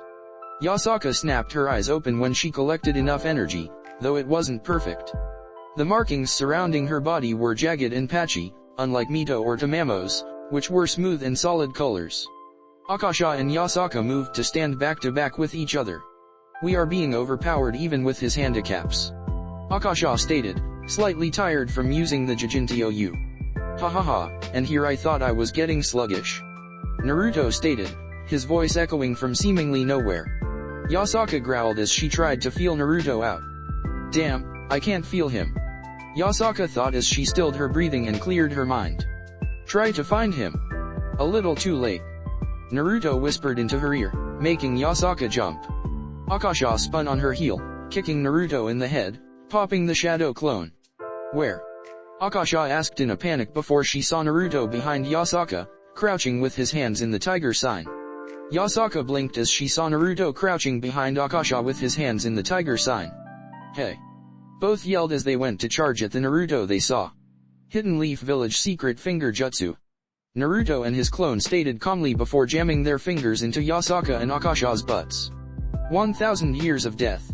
Upon opening it, she reached in and pulled out the Tamamo doll, which was in perfect condition still, and snuggled it into her arms as she got into her futon. Night, mama. She thought as she was overwhelmed by tears as her heart ached. Early morning. Naruto sighed with a smile on his face as he wiped his forehead clean of sweat with a towel. The sun had just started to creep over the horizon as he drank some water before looking proudly at his accomplishment. This will surely help with her sage training. Naruto thought as he looked at the long spires that thinned to a point and the large pile of tiles. Old man Fukusaka would be better at this training, but since he isn't here. Naruto became melancholic at the memory of his third mentor. Kakashi-sensei, Jiraiya, Fukusaku. He thought as he remembered them and the many lessons they taught him. You all have given me many things, and now I am handing these teachings to my daughter. Jiraiya's Raiznan training, Naruto emulated and put Yasaka through. Now, Fukusaku's tile meditation training to help still the body would be the next lessons he would teach Yasaka. Then, after that, Naruto thought as he remembered Kakashi teaching him how to use wind elemental chakra and adding it to the Raiznan, which evolved and became wind style, Raisin shuriken. Naruto's stomach growled. Guess I should go eat. Naruto mentally chuckled as he went inside. What are you thinking about now? Komei asked in boredom as he was the only of the beasts awake at the moment. Just something that just crossed my mind, and something I think you guys would enjoy. Naruto thought as he made his thoughts his own, not wanting the surprise to be spoiled. Naruto felt something bump into him, making him look down to see Harem. Morning, Lord Naruto. Harem yawned as covered her mouth while yawning. Good morning to you too, Harem. Naruto said as he ruffled her hair. You looking for the kitchen? Harem nodded. Well, let's go together. Naruto said as he offered his hand to her. Harem took it without hesitation and the two went to get some breakfast. Morning, Toshimi. Naruto and Harem greeted as they saw Domameru's wife. Like her husband, Toshimi had gotten older, and was visible to everyone. Don't worry, I'll have your meals out in no time. Toshimi said with spirit as she prepared their food with a speed neither could track. Morning, Papa, Toshimi. Yasaka grumbled as she walked in, eyes closed with some drool out of her lips. She sat down and lay across the table, a snot bubble forming as she started to fall back asleep. Yasaka snapped up when Toshimi slammed the trays for Naruto and Harem on the table, her tails going puffy from her hair standing on edge. The table is for eating, not for sleeping. Toshimi lectured. Wow, never thought Lady Yasaka would be yelled at. Harem said in wonder as she picked up some shrimp. Naruto chuckled. By the way, Yasaka, I have your sage training all set up so after breakfast, we shall start. Naruto stated as he looked at his daughter. Yasaka groaned. One by one, the remaining members of the 7 swordsmen arrived and ate breakfast, Naruto leaving with Yasaka before they finished, taking her to the spires. Yasaka, you know the basics of senjutsu, or at least, what it is? Naruto asked as he stretched a bit. Senjutsu is when a being brings in nature energy, mixes a balance of it with their own chakra, creating a three-way balance between our mental and physical energies, which combine into our chakra. Yasaka explained. Meaning, if there is too little, it won't work. Too much, we either go berserk until we die, or some other form of death. Good, you know how it works. Naruto said in relief. And I guess you know of the Yujitsu portion of chakra. Yasaka nodded. I am not as adept at Yujitsu, but I guess that comes with being your daughter. Yasaka joked, making Naruto roll his eyes. Sure, make jokes now, because you won't be laughing soon. Naruto shrugged as he glanced at the spires. So, what does this training do? Yasaka asked in a serious tone as she watched Naruto remove the upper portion of his yukata, leaving his chest bare, before he picked up 2 stone tiles. Come on. Naruto said as he climbed up the spire quickly, placing a tile down before he sat on it, perfectly balanced as he entered sage mode himself before looking down towards Yasaka. Yasaka, day's not getting any longer. Yasaka groaned and climbed up before sitting on the tile as Naruto held onto it with his hand. Again, Papa, what does this training do? Yasaka asked as she sat with her legs crossed like Naruto.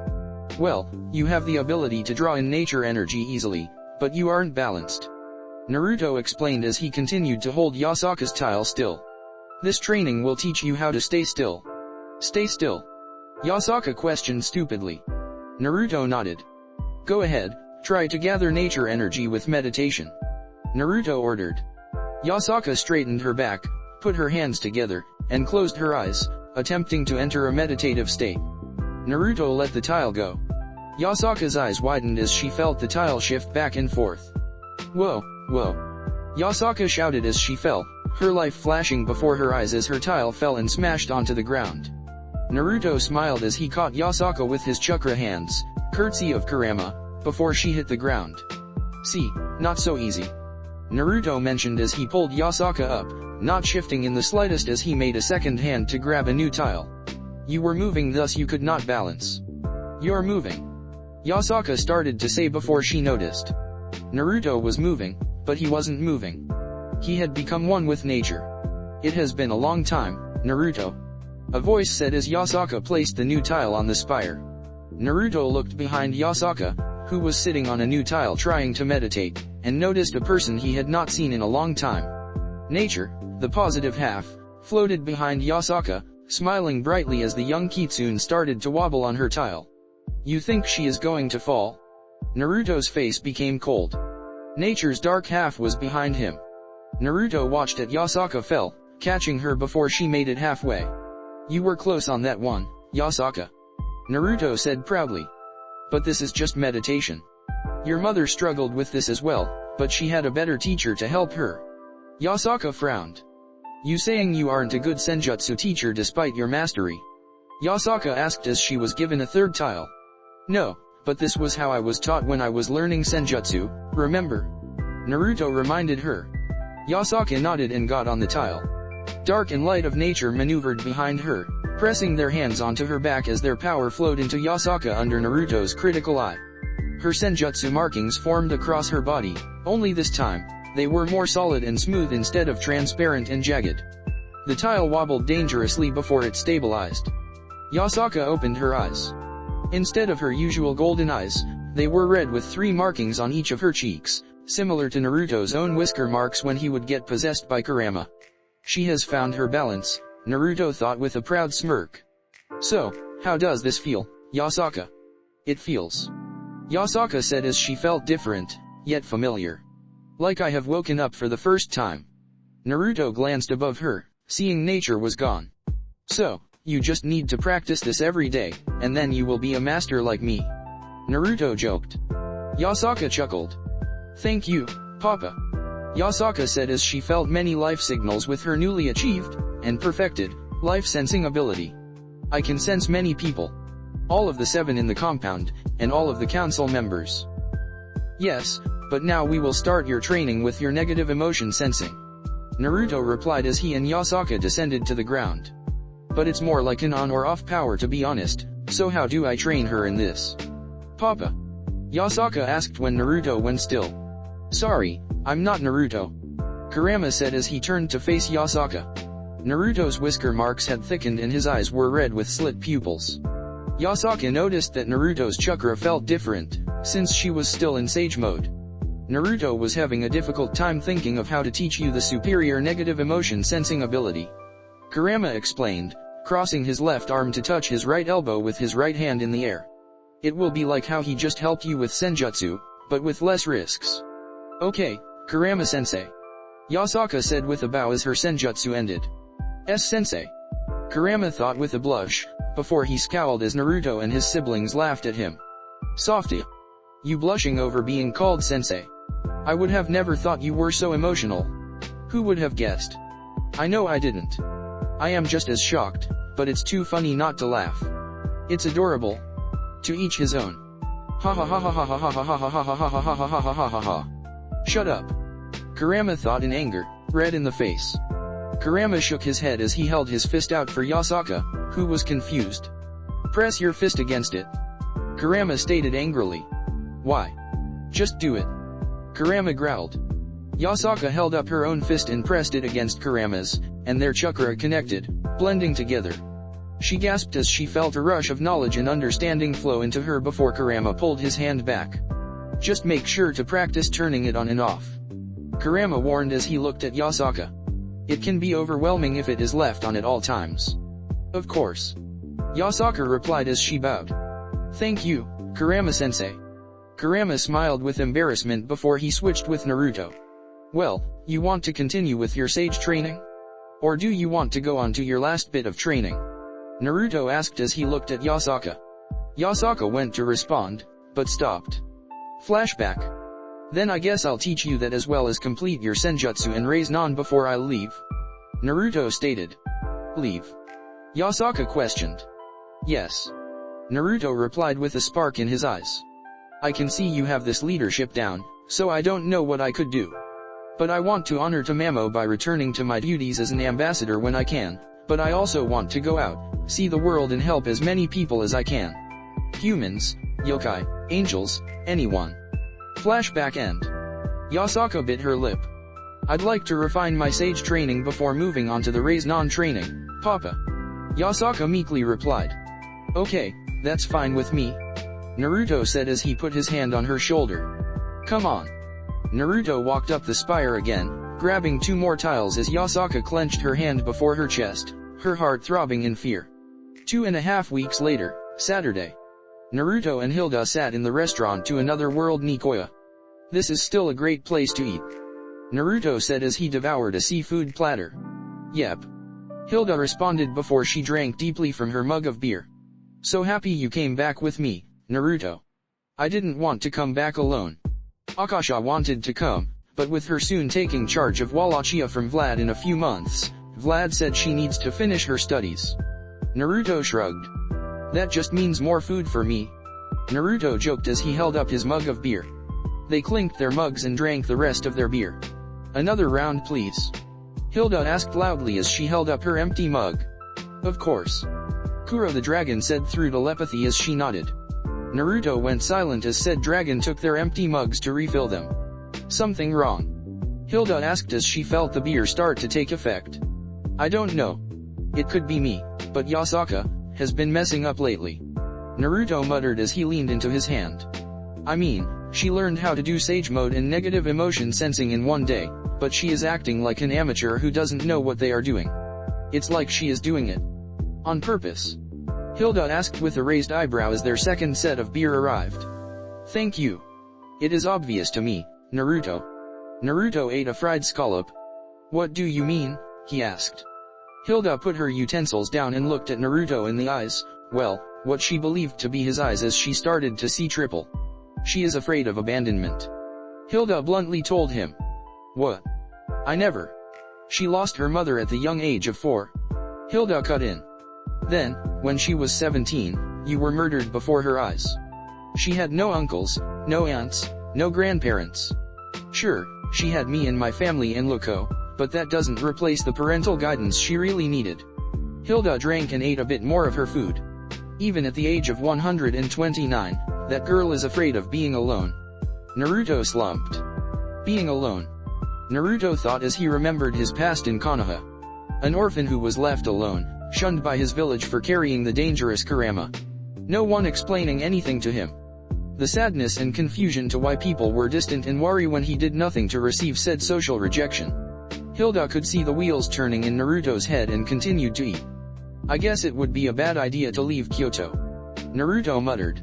No, by all means, you should leave and help people, Hilda stated. I didn't tell you this to guilt trip you into stay with your family, Naruto. But to show you why she is wanting you to keep training her and her actions being clumsy. She doesn't want you to vanish again. But, Hilda smiled as she held up a hand, silencing him. I know, but I am not the one you should tell those words to, Hilda told him. Tell Yasaka tomorrow when you're sober. Yasaka is a strong girl, she will understand. Naruto nodded. Hour later, Wallachia. Loco laughed as she carried Naruto on her back. She had her hair up in a ponytail as she wore a yukata, courtesy from Yasaka for her to wear.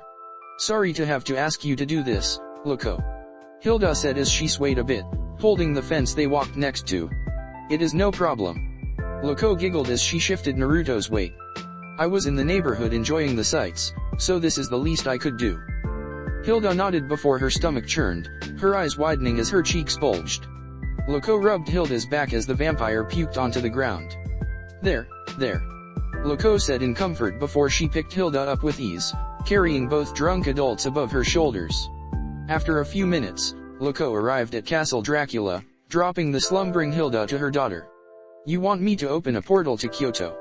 Akasha asked Loco as she looked at Naruto, snore, and drool down Loco's shoulder. No, I am good, Loco said with a sweet smile. I need the exorcise anyway. Okay, Akasha said as she patted Naruto's head. Have a good night's sleep, uncle.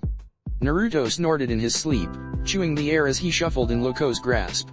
Loco bid farewell to Akasha, taking to the skies, carrying Naruto bridal style now. He is so cute when he is sleeping, Loco thought with a smile as the moonlight illuminated the sleeping male. She floated above the clouds, the cold air making Naruto shuffle closer into her body warmth, making Loco giggle as she descended into Kyoto. Hey, special delivery, Loco called as she landed in Yasaka's home. Only that no one was home. Oh, that's peculiar, Loco mumbled as she walked through the compound and found Naruto's room. Okay, big guy, time to get you. Loco shuddered in excitement when Naruto drunkenly spun in her grasp, face planting into her breasts. Oh, you dirty boy, Loco thought as she put him down. Now, where is his futon? Looking around, Loco located the bedding and put it on the ground, turning to Naruto, only to see him getting up, groaning. He groaned as he turned, hazily looking at Loco with the moonlight hitting her, illuminating her body. Naruto got a goofy smile. Tama, he drunkenly slurred as he shuffled across the floor on his knees. Simir, oh, Naruto, I'm not. Loco started to say before Naruto pounced her, pushing her to the floor with Naruto on top of her, rubbing his face between her breasts, opening the yukata she wore. Tama, I love you. Naruto slurred before laughing a bit, leaning up and clapping his hands stupidly. Loco felt short of breath as she opened her eyes, seeing Naruto above her. When did you get forehead? Naruto questioned with a very happy smile. He put his arms at Loco's sides, making her blush and heart pick up pace. I wanna kiss them. Naruto stated before he started to lean down, lips puckering. Loco pulled Naruto down, locking lips with him, their tongues battling each other for dominance. Oh, you bad boy. Loco gasped happily, pulling out of the kiss as Naruto's left hand touched her shoulder and slithered down to her breast. Naruto removed the upper portion of his kimono, leaning into her neck and licking the sweat, sending chills down Loco's spine. Loco spun herself and Naruto around, now on top of him, and threw her yukata aside, revealing her body to him. Her large breasts smushing into his face as he snaked his arms around her waist, squeezing her soft flesh before going south and gripping her ass. Loco moaned as she bit her lip, trying to keep it in as her lower lips continued to moisten. He is so aroused. Loco could feel Naruto's dick pressing against her body, yearning to feel her, and she wanted to feel it inside of her. You ready, Naruto? Loco asked, stopping when she heard him snoring as his hands slacked and fell off of her butt and onto the ground. Oh, you little motherfucker. How could you fall asleep right before having sex? Tama. Naruto grumbled. Bad, Dad. Loco sighed as she forced herself to calm down. Come on, girl. Calm down. Loco thought as she had a mental fight with her body, more specifically, her vagina. He is prone, you should fuck him. Her body screamed with yearning and intense lust. But he is asleep, it would not be fun to enjoy it while he doesn't. Loco thought as she stripped Naruto before pushing him onto his futon, purposely rolling him in a way to see his dick in all its glory. Screw moral decency. He has the gall to play with us and you expect us to calm down after all that sexual build-up. Yes, now shut up. Loco thought strictly as she pulled Naruto's blanket over him. And for you, Naruto, I'll get this dick eventually. Loco kisses Naruto on the lips, holding it for a bit too long before she forced herself to leave, putting her yukata on. I'll have to play with myself for a while if I plan on sleeping tonight. Loco thought as she could still feel arousal sparks in her body as she left. Damn you, Naruto.